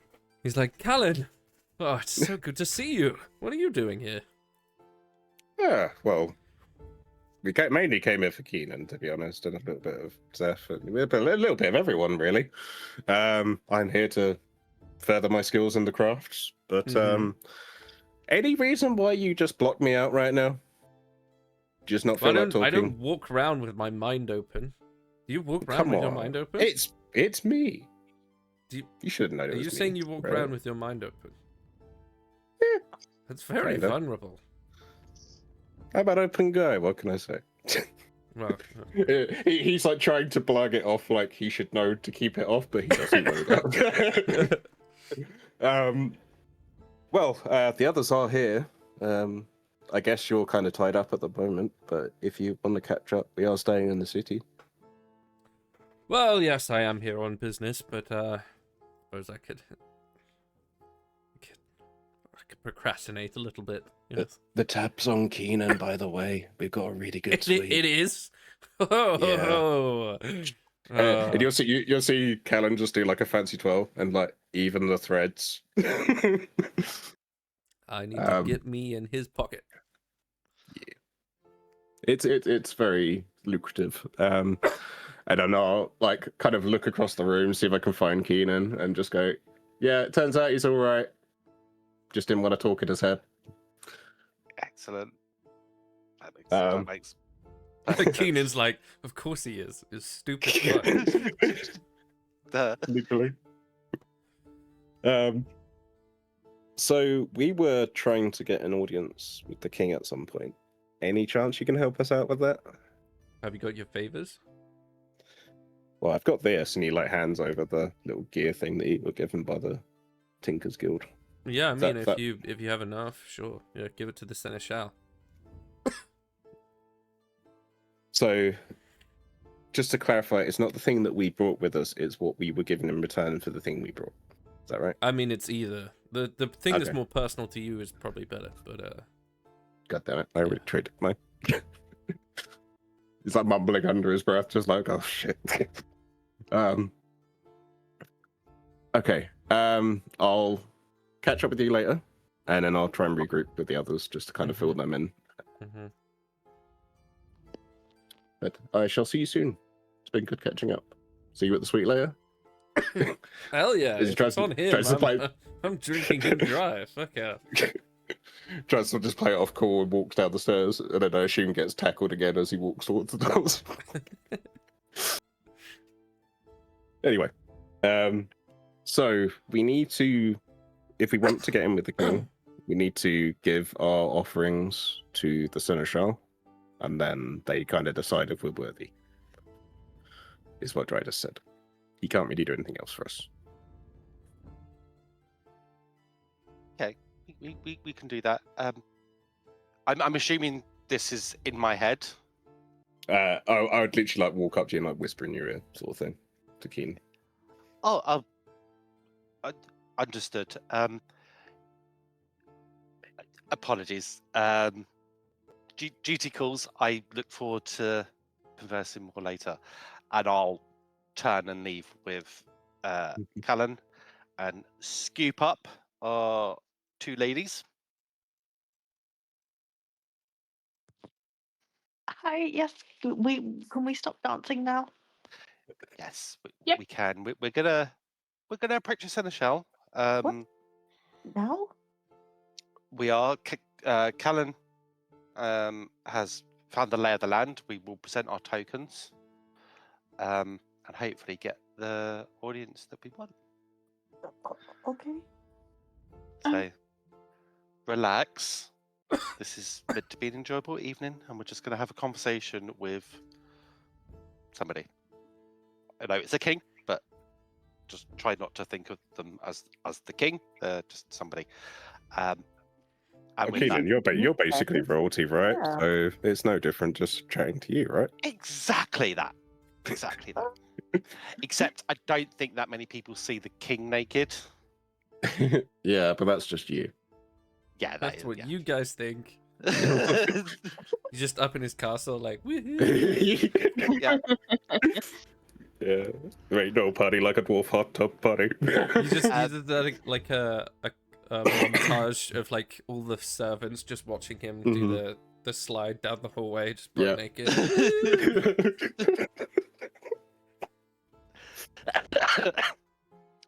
So yeah, Keenan will lead the way and approach the seneschal.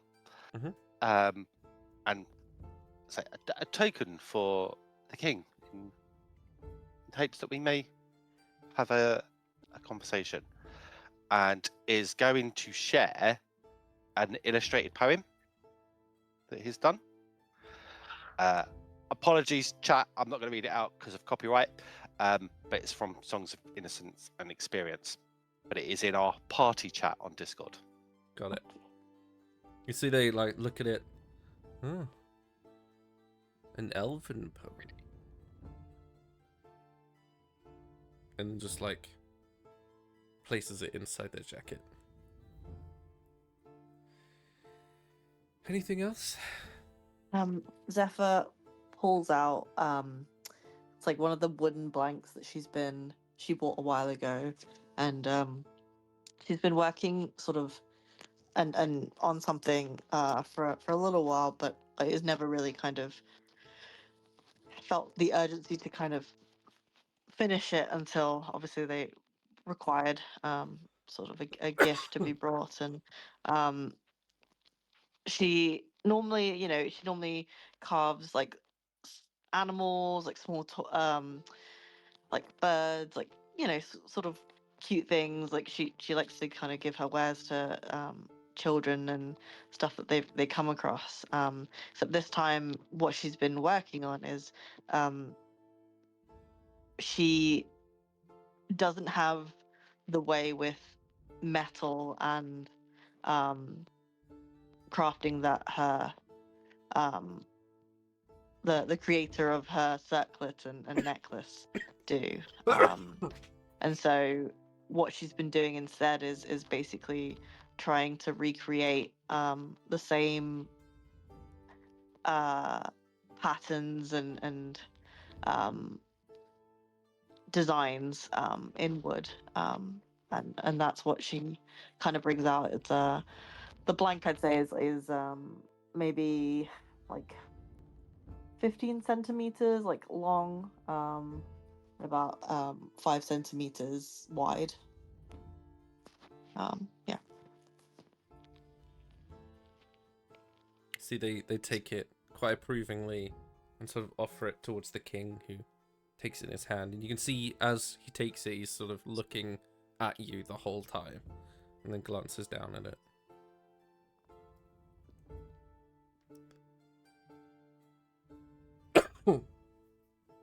You watch as the seneschal then looks at Nim for a moment.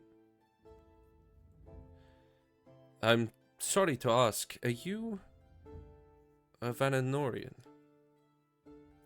Yes, I am. In fact, and she takes off like a little signet ring that she's had for ages. That's got a symbol of the Guardian on it. She like takes it off and says, "This is my favor for the king." There's like a big approving nods, and she takes the ring, hands it up to the king. You watch as his eyes instantly like, whoa, like pick up the ring, like turning it over. And then he sort of gestures for you all to approach.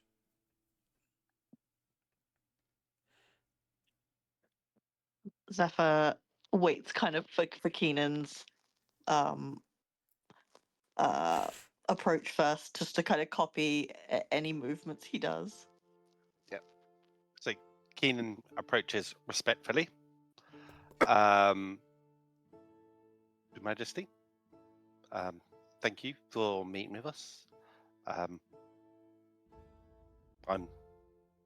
young Lord Ulanfar. May I present Lady Nemessa, Lady Zephyrel, and Sir Callanfar, Miss Taven. You're an elf. Yeah, all my life. Why are you here? Lady Nemessa here and Lady Zephyrel were very keen to meet yourself and That's not my introduce question. themselves. Why are you here? I am here to. I initially came to support my friends on their journey. I'm here now to support my family's interests in your fair city.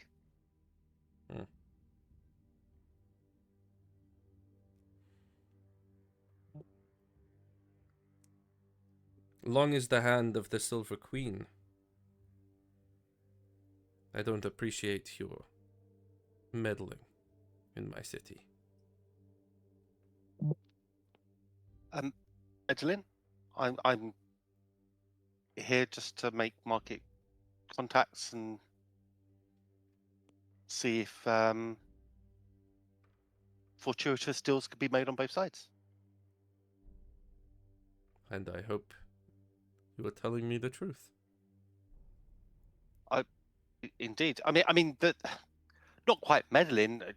There was an unfortunate incident yesterday with some sabotage in the forge that we were unfortunately caught up in and tried to resolve on city's behalf. But beyond that, there's no intention to cause problems or meddle.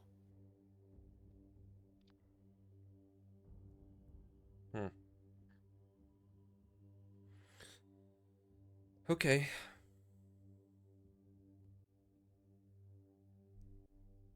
Well, you travel with a guardian, so I will believe you for now.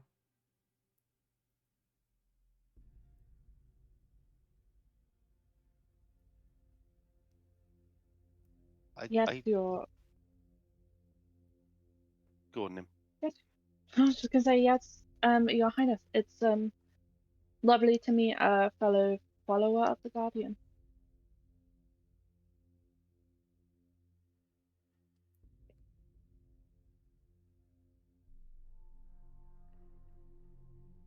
I'm told you wanted an audience with me. I'm not quite sure what that was for.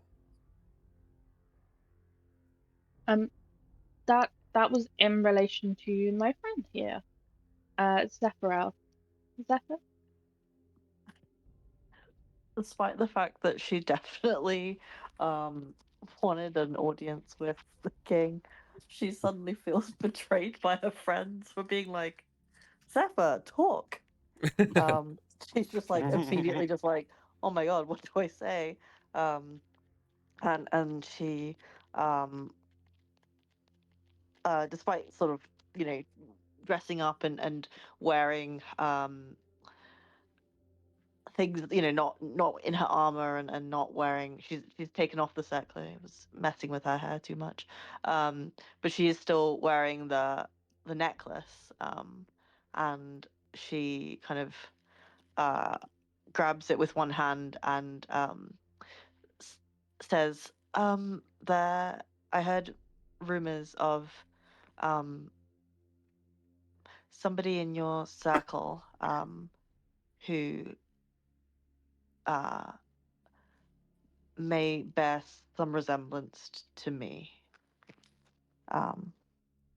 Yes, you have her eyes.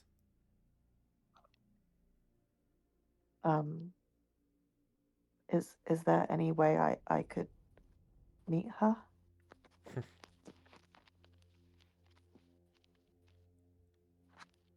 Not unless you can talk to the dead.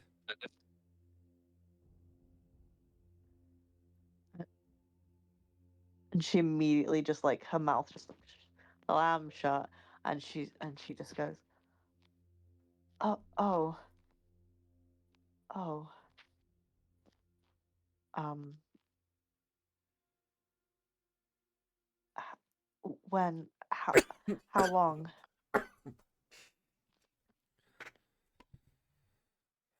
It is the reason why I am hesitant about outsiders at the moment. You see. You're a few days too late. And the knowledge that it's like a few days and not like weeks, months, years is, she just kind of, everything else goes quiet, and you know, the sort of almost narrowing of like her cone of vision, and she's not even aware she's doing it, but she's very much fallen to her knees. Nim drops to one knee and kind of puts a hand on Zephyr and just says, it's okay. Just take a couple of breaths. And she like breathes in and is like really loudly, it's just like, it's okay, Zephyr. It's okay. You watch as the king is observing all of this happen. So grits his teeth and stands up and addresses the whole room. The Lady Kasvira's brilliance lit this hall once. It burned it burned bright enough to blind us. And I'm dying. No.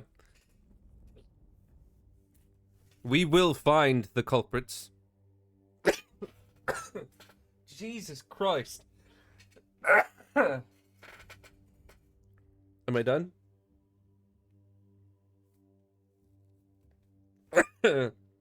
Nope. We will find the culprits and deal with them.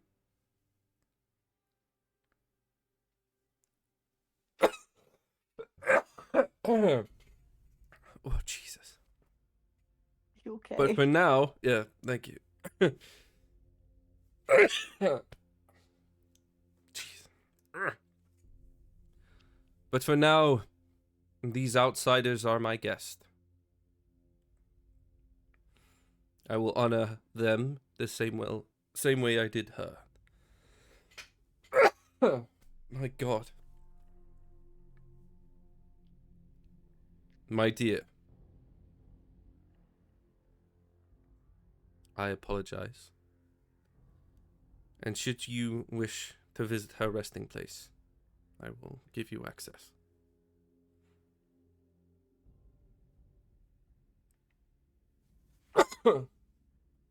But I must go because I am dying. No. That is Um, very gracious of you. If there is any way we can assist in the capture of these culprits, please allow us to serve you in this manner. You will have a runic guard. I am done speaking. And he gets up and leaves. There.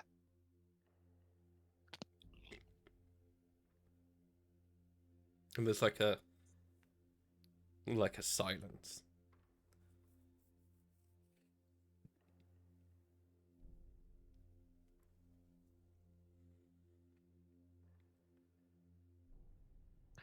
Well, that went well, I think. Well, Zephyr, at least you have your answer. She is your mother. Zephyr is still very much like on the ground, like just staring into her hand. Yeah. Like she did not hear anything else.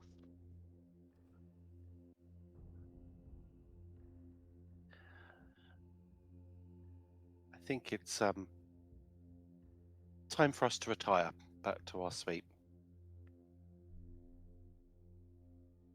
Yeah. Give me your hand, Zephyr, and like Nim tries to help her up off the ground. I think like anything anyone says up until the moment that any kind of force is applied to kind of physically pull her up, it goes completely unnoticed by Zephyr, and then the moment like she's pulled up, she sort of mechanically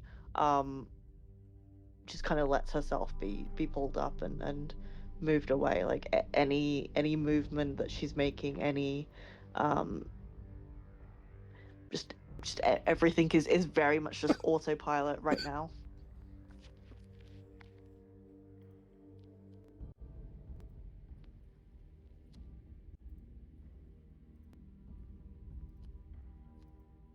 Nim kind of turns to Keenan and I was like, could you see about maybe getting a carriage or something to get her back? I don't think we're walking.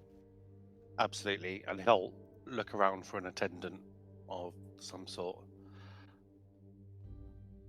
I'm afraid we must take our leave now. It's been the most excellent evening. Our compliments. If we may have carriages.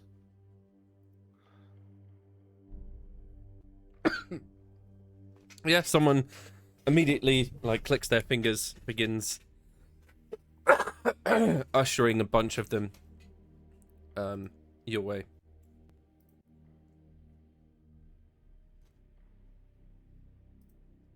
And very soon a carriage pulls up as big enough to hold all of you.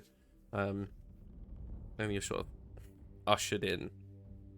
The one thing you do notice is that as you get in, is that there's 5 runic guard now standing around the carriage as you all jump in.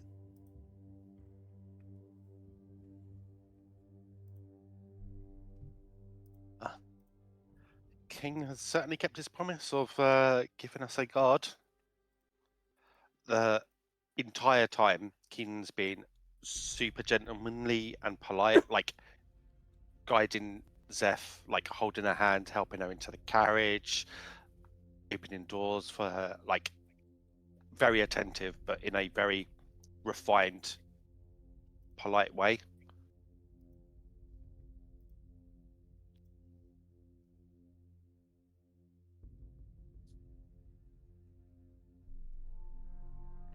We have a lot to discuss when we have our moment. But for now, let's return to our suite.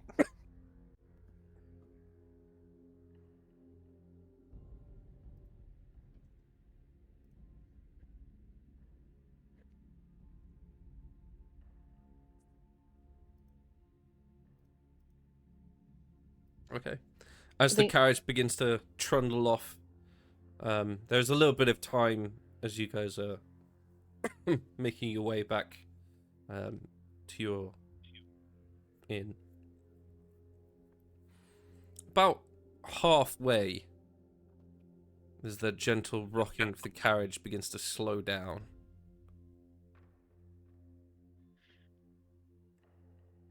Callan, there's something about the way, because you know this part of the city now, there's something about the way that it feels like it hasn't been long enough for it to be at the inn. And as it comes to a stop, you can hear like the gentle clinking outside of all the guards that stop as well. And there's just like a silence. I'll immediately grab Keenan and just go, there might be something wrong here. Be ready. Might be on us. Understood.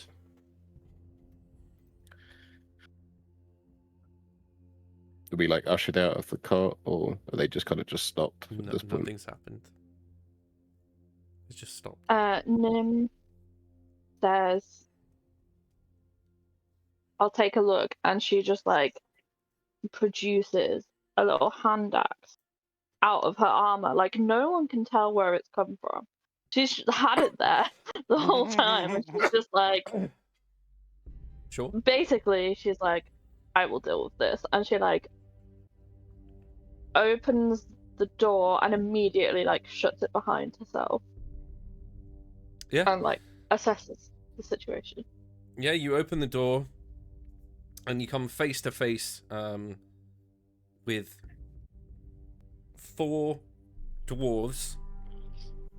They're adorned in quite rustic, very like practical armor with the symbol of Cardinor on their chest, the helm on their head.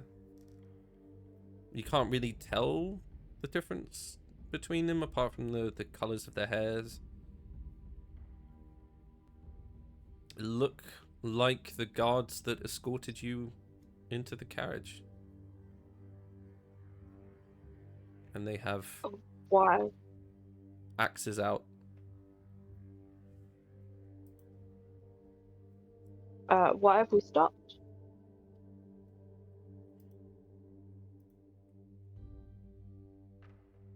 You see one of them looks to the one in the middle. He just like nods his head. And I need everyone to roll initiative, please. Question. Do we actually have any of our gear on us? Because we were in a ball. That is up to you. I would say not anything you wouldn't be able to easily hide. Okay, so no weapons for me then. Cool. No weapons, no You can- armor. Borrow Keenan's rapier again. Well, I've got the rapier, but the rapier's too big to hide, isn't it? Ceremonial. Keenan would be wearing it. I I'll suppose allow I'd it. have all my gloves on me. Oh, if you allow a rapier, then I Yeah. would have something. That's cool. I just wouldn't have my bow on me.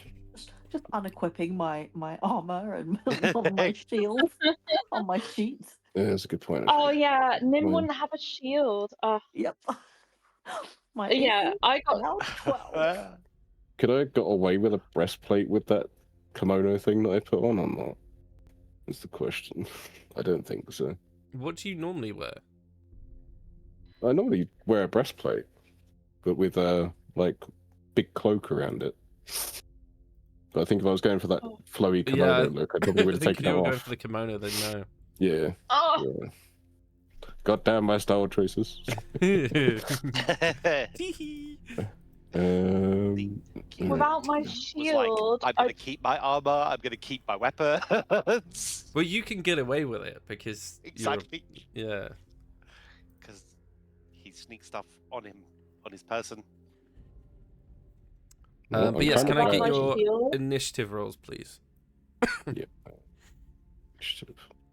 because I don't get my advantage for 15. initiative without my shield.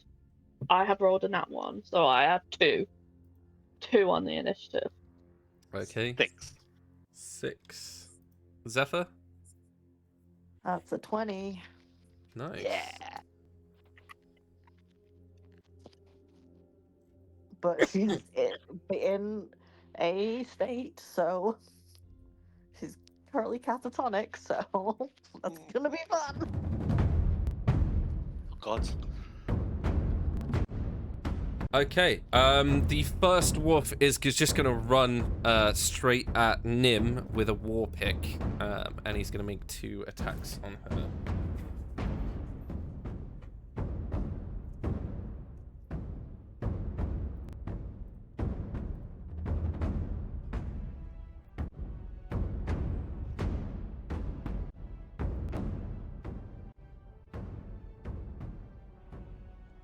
Really regretting not keeping Booming Blade on there. First one is an 18. Oh, And the that is second my one AC. is an 8. That will miss. Ow. So that's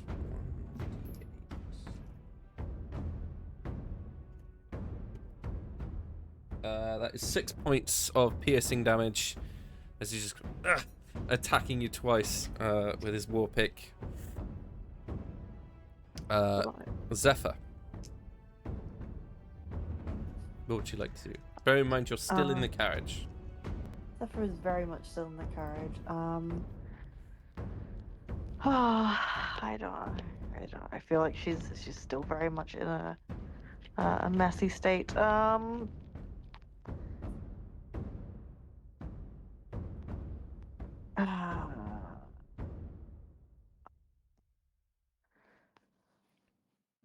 don't even know.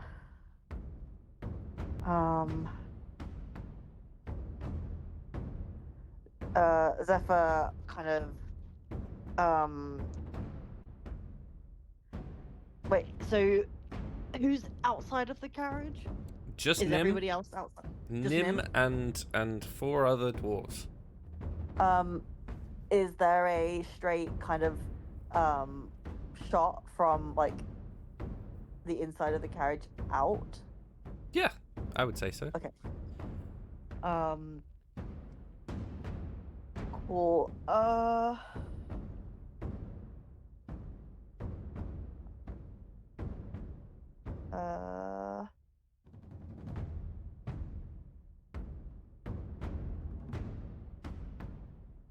Let's go with Zephyr casts one minute. Nope. Makes an attack. No, I don't like that. I was gonna do something and then I was like, no, I don't like that at all. Oh God. I feel like she's like was sat in the carriage, didn't say anything the entire time, and at the sort of noise outside and seeing Nim leave, and that being kind of like one of her 3 sources of comfort right now.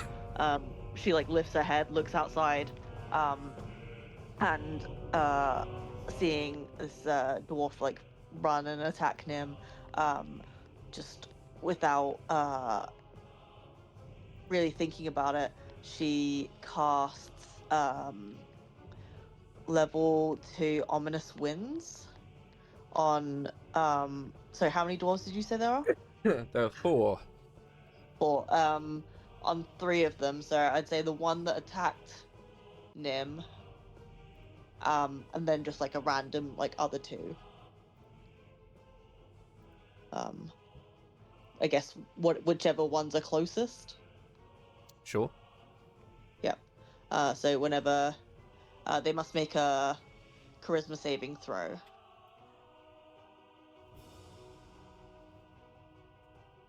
Okay, charisma.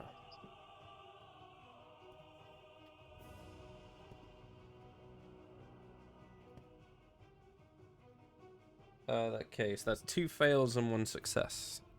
Okay, so if a target fails the saving throw, whenever they make an attack or saving throw before the spell ends, the target must roll 1d12 and subtract the number rolled from any attack roll or saving throw.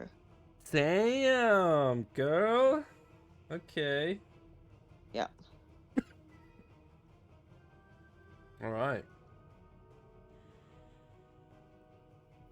Okay. Anything else on your turn? I think that's the only thing she can really. Yeah, because I lost my spiritual weapon. Oh no. Yeah, that's it. All right. Another one of the dwarves is just gonna run at Nim again, because she's the only one out there. Yep. That's 2 misses.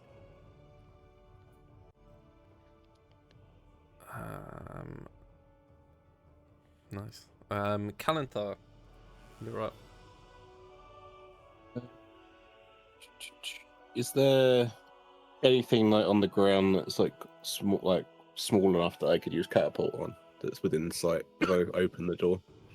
No, not that you can see. Is there not like a torch or something on the side of the carriage or anything? Nope. Okay. In that case, I will. I'm guessing like Nim's at the front of the carriage, and there's like 2 either side. Is that how it's laid out at the minute? Yep. I'll literally like reach over Nim, and then I'll use shocking grasp on the one closest to Nim. In that case, then, so that's 11 to hit. 11 is a miss. Sections I do.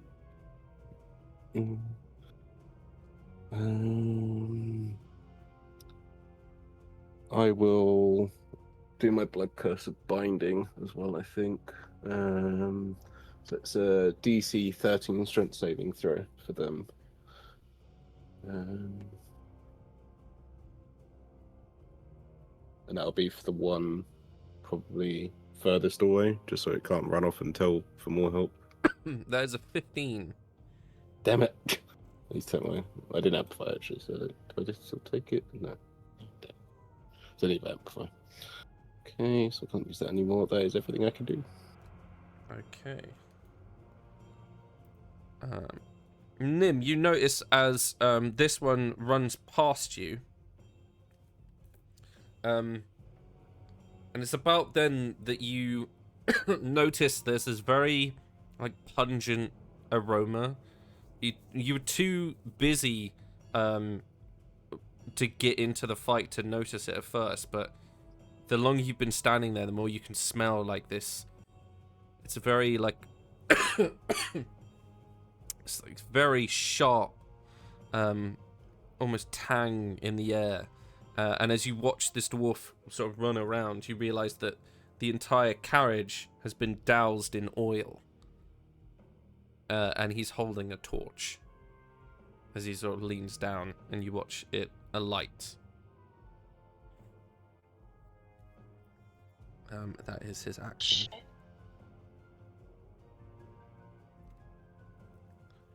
Keenan, it is your turn. Okay. Just for the cool factor, Keenan is going to flip out of the carriage through Okay. any opening, and try to land behind the attacker that's just attacked Nim. Okay. And then, as he's doing that, bonus action, coat his serpent dagger with poison, and he's going to try and attack with that. Okay.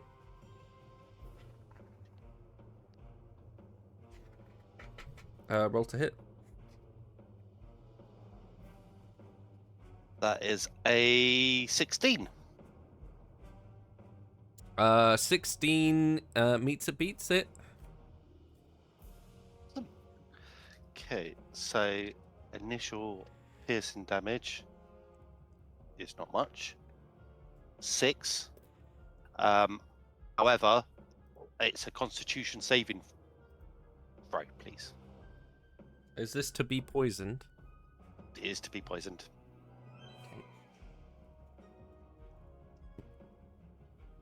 Okay. 19. Beats it. So that's action, bonus action, and that's it. Okay. Nim. It's my turn. She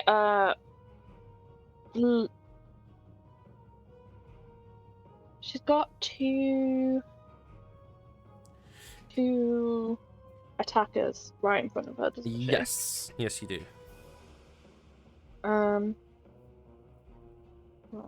Then she is going to use. Can I be Ooh, flanking what? one of them with Nim? Yeah. Don't see why not. There You go. will have That helps advantage. out a little bit. Thank you. I'm like, can I? So for my hand axe, it's like it's the thrown weapon, but can I like just start like slashing at? Yeah, Like you I'm can not use trying to. it. You can use it as a melee Yeah. weapon. Yeah. Okay, cool. Then I will do that. As my action, whichever one is closest to me. So that's 23 to hit. 23 hits. So that's 10 slashing damage, and then Nice. because since we leveled up, I have 2 attacks per action. Yeah. That's a 20 to hit, That hits. and then another 8 damage. Perfect. And with my bonus action, I'm going to cast Shield of Faith on. Oh, actually, no, I'm not. I'm not going to cast Shield of Faith. I am going to. What is that? Oh, I should have done that first. Oh well. I am going to cast Divine Favor on myself, which basically just gives my weapon attacks an extra d4. But Okay. oh well, I'll do that next. All right. Anything else? No, that's it for him. Thank you. All right. The last one is going to aim a heavy crossbow at Keenan. It's a crit.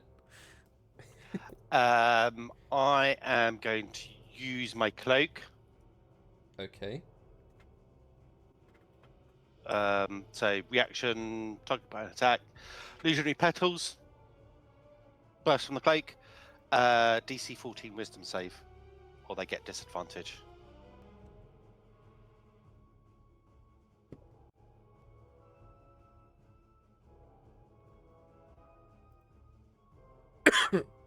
Oh my god.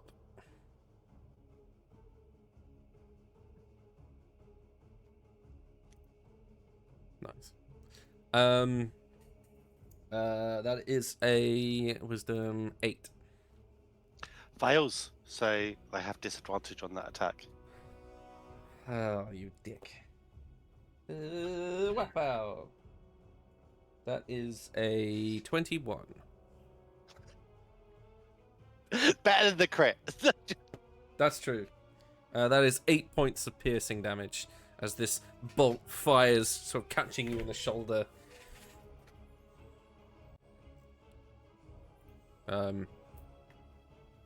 As he does that, the two outside, you notice as those flames begin to roil over the carriage.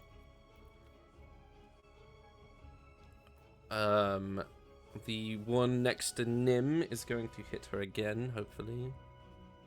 Come on, Papa needs a new bag. Nope. 14.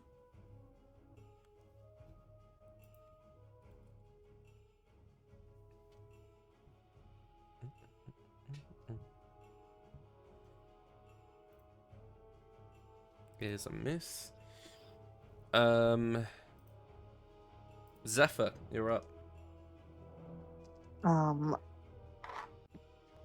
Zephyr is going to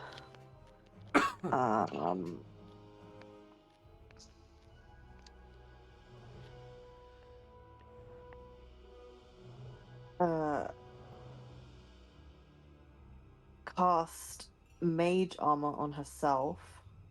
Okay.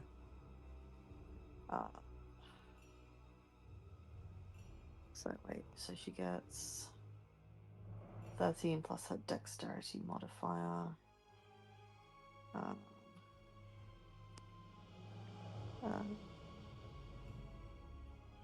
It's 15, okay.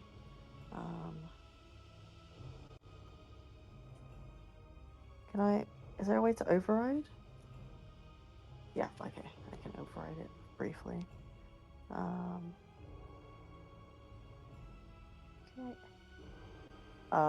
And then she is, so yeah, she kind of touches her chest, just where the necklace was, and then is going to use, so she wants to keep the concentration on the other spell that she just cast, but I believe, let me double check something. Yeah, she is going to use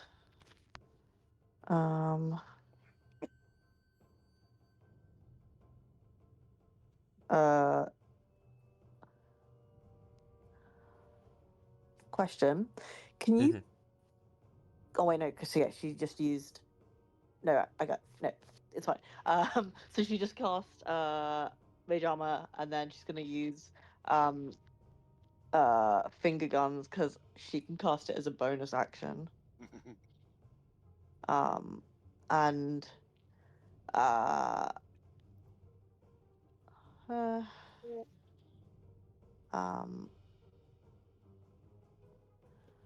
so that's 2d6 force damage. So she's going to whichever one's nearest. 21 to hit. 21 hits. And that is 7 points of damage. Okay. So the ones closest to you are, there's two fighting Nim, and then there's two, there's one behind them, and then there's one off to the side. She'll target one of the ones fighting Nim, whichever one looks more damaged, I guess. Yeah, you fire off like these two bolts of static electricity that sort of shock him in the chest. He immediately falls on the ground, sort of smoking. He is down. So there's only 3 left. Anything else on your turn? Nope, that's it. Are you And she does not get up. She's still in the carriage. Yeah. Okay. Can you make a Constitution save, please?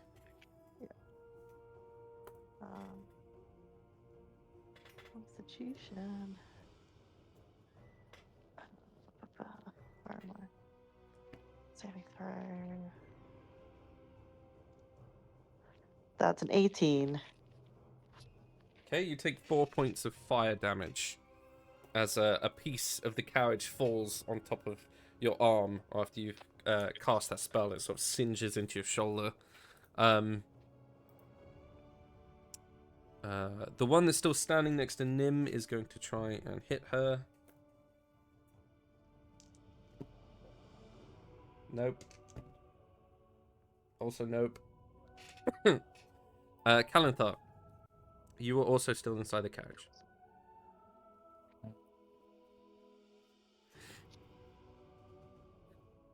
How's Zeph looking at the minute in there? Are you like hurt from what's gone on, or you alright? She's only taken a little bit of damage, and she's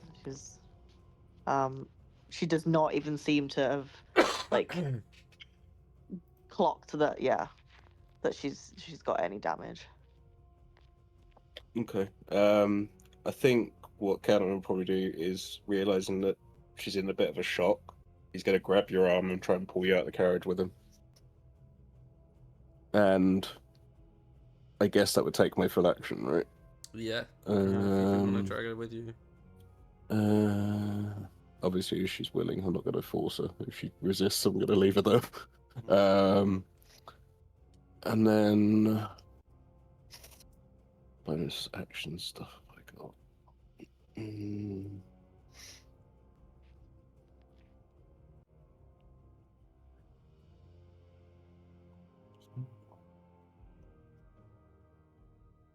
I guess I'd just activate my Rite of Reverie on my rapier, just so it's ready. Sure. It's 1d4 for me. Wow, I actually rolled a 1 on the damage for that for a change. Nice. Zeph, are you going with him out the carriage?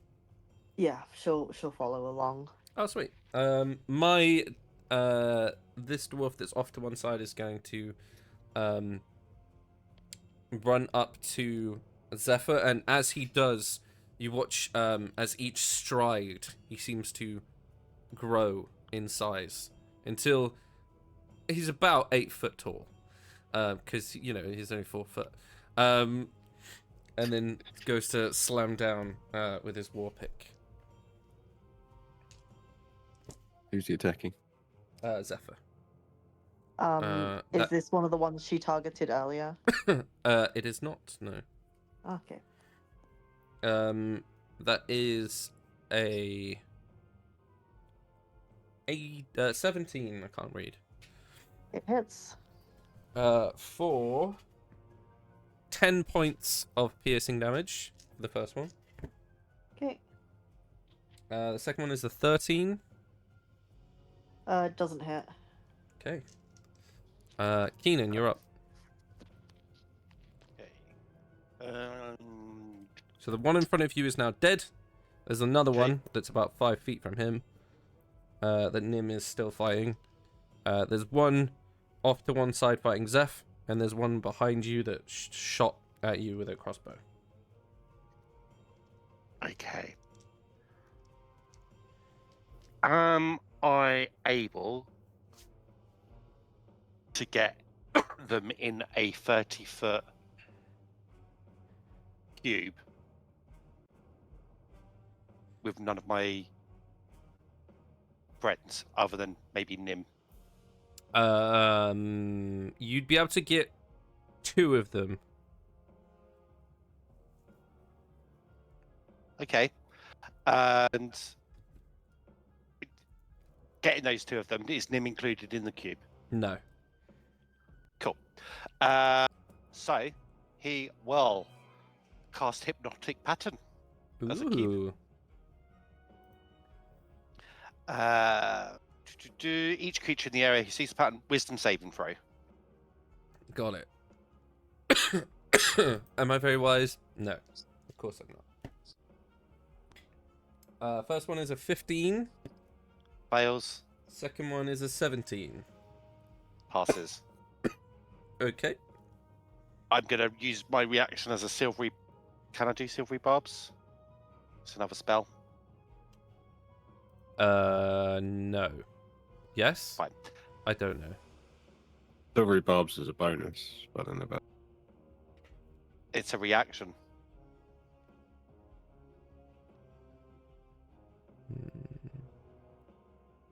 That's a good point. Yeah, it's a reaction. I would say yes, you can, because it's a reaction. Okay. Let's silvery barbs. That one that succeeded. Natural 20. Fine. So the first one Fuck is you! incapacitated and has a speed of 0. Okay. And then for my bonus action, I am gonna shout over to Zephyr and say, "Pull yourself together. You've got this. We need you." And give her a bardic inspiration.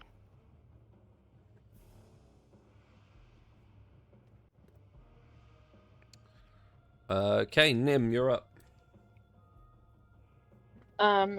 Nim is going to just go for whichever one's closest with her hand axe. So that's a 24 to hit. 24 hits. Which is 9 slashing and why will it not let me roll with my extra d4?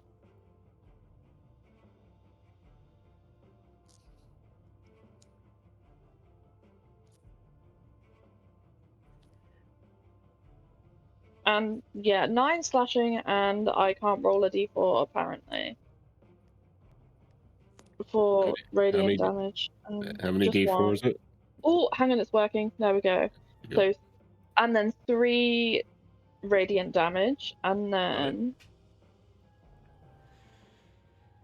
another 24 to hit, which is 11 slashing damage and another 3 radiant damage. And then as is anyone, does it look like they are targeting any of us in particular?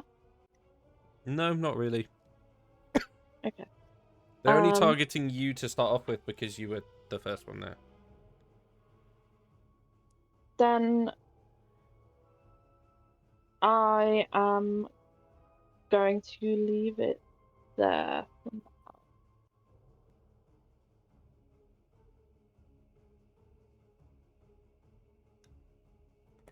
Okay. The guy with the crossbow is incapacitated. He's dead. Zephyr, you're up. Okay.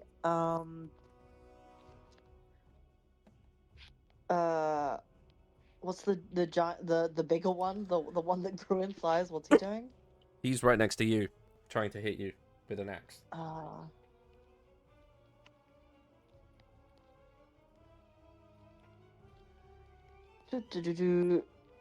Zephyr is going to regard him with like the coldest look you've ever kind of seen on her, and she's going to attempt to cast inflict wounds at level 3 on him. Jesus Christ. Okay. Yep. It's about to turn into paper mache. Yeah. That's why I'm gonna say she's gonna attempt to. Yeah, make an attack. So that was a natural 20. Whoa, yes. Yeah. How much spaghetti is he in? Okay, now? so before we even roll dice, at level 3, that should be 5d10. Yeah. So that's 50. Yep. And then roll your dice. So roll 5d10. Yes. Okay.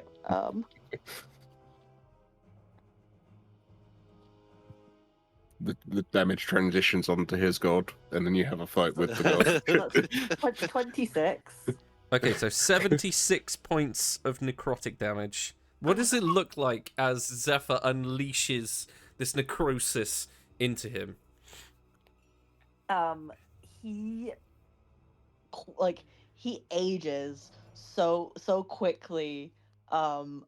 Just like basically speeds up the sort of the damage of like all of the cells in his body, and he just ends up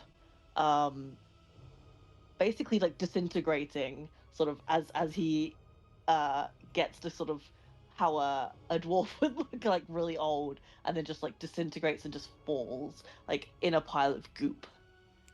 Okay, I will say on a natural 20 with that high damage, roll me a percentile dice, and I'll say if you get above 50, something else is going to happen. Okay. Or I 46. pass out. Sadly, no. 46. Okay. The rest of you watch as this spell is unleashed. And Zephyr's face is just a visage of just pure rage. And it unleashes in this wave, and it almost touches the other dwarf as this like wave of necrosis wafts out from her. There is like a deep rumble in the earth as this is happening, and ever so slightly there's like this growling noise that comes from the bottom of her heart, essentially, as the spell is unleashed. Very cool. He is very dead, and ash, and not even ash, is just like Voldemorted into the wind. Damn. Yeah, exactly. Yeah. She did not need to go level 3, but she's mad. Yeah, he's very much dead. There's only one left. He's booking it. Kalanthar, as this dwarf turns to run, do you want to do anything? Oh, actually, he can't. You can just see he's frozen in place, like with a tear running down. Is there anything left of the guy that just got disintegrated? Like anything? Like even like a scrap? No, there's nothing. Like it's like an piece of ash in the wind. Just like... So if he's frozen in his place, is that like he's paralyzed or? He's incapacitated because of Keenan. Okay. I kind of want to find out some information, so I'm literally gonna like really creepily, like I'm gonna like sneak up behind him, put my hand on his under his chin, and I'm just gonna reach into his mind and just go, fancy this, you're stuck here, how about you tell us why the fuck you're here? And I'll literally be like, I'll be reaching into his head behind him. Yeah, roll me intimidation. Yeah, I'd say with advantage, because this is thank God, because that was a 4. creepy as hell. 20, but it's dirty. Nice. Oh wait, no. Hang on. No, that is a natural 20 because I have no plus. So that is natural 20. Natural 20. Yes. You don't really receive a reply. You actually just wouldn't. receive his intentions. Because essentially what you're doing is, as you're sort of talking to him, you're almost detecting thoughts. You're like catching the surface thoughts. He's following orders. Is the best you can get from him.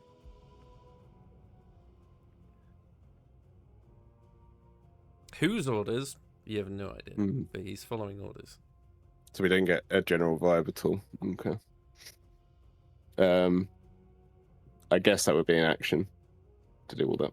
So there's nothing else. No, we're sort of all out of combat. He can't really do anything at the moment. Keenan is going to shout out to everyone. It only lasts a minute. and is going to book it over there to tie up the dwarf that's currently incapacitated. Yeah, more than capable of doing. Yep. And I think as you like bind him up, I'll do the same trick I did with Brackle, and I'll around his throat, I'll tie an alchemist fire vial, just to Nice. Nice. just to emphasize he needs to talk or he's gonna lose it when he comes to. Right, and this is where the camera sort of pans out away from the flaming wreckage of the carriage as the four of you sort of congregate around this hogtied dwarf as it sort of like lifts up and away. As it's rising, you see more and more of the city as it spurls out, and then we're up past the Thunder Steps to the large gardens of the palace, and in one of the rooms we can see the laid out figure of a very, very large, tall woman, sort of hands on her chest as she's adorned in silks of white. And that's all for this session. And we will catch up next week with another episode of Stormcaller's Fury. Thank you guys very much for joining me. This has been my Wyrdcast. And say goodbye, guys. Goodbye, guys. Bye, guys. Bye!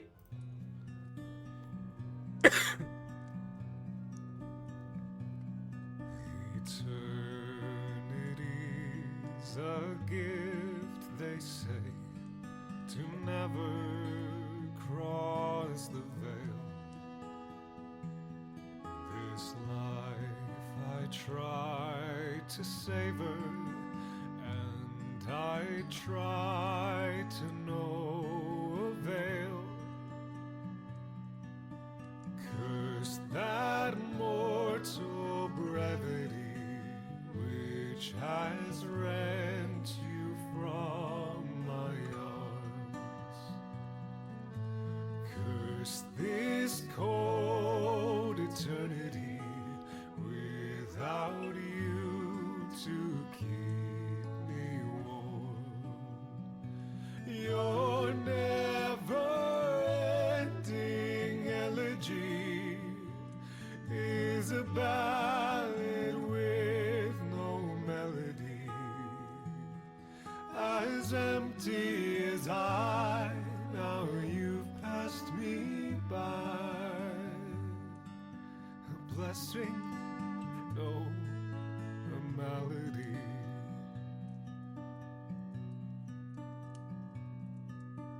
Why do roses bloom in spring, only to wither and die? You were all that was good in me. Now back to darkness go I.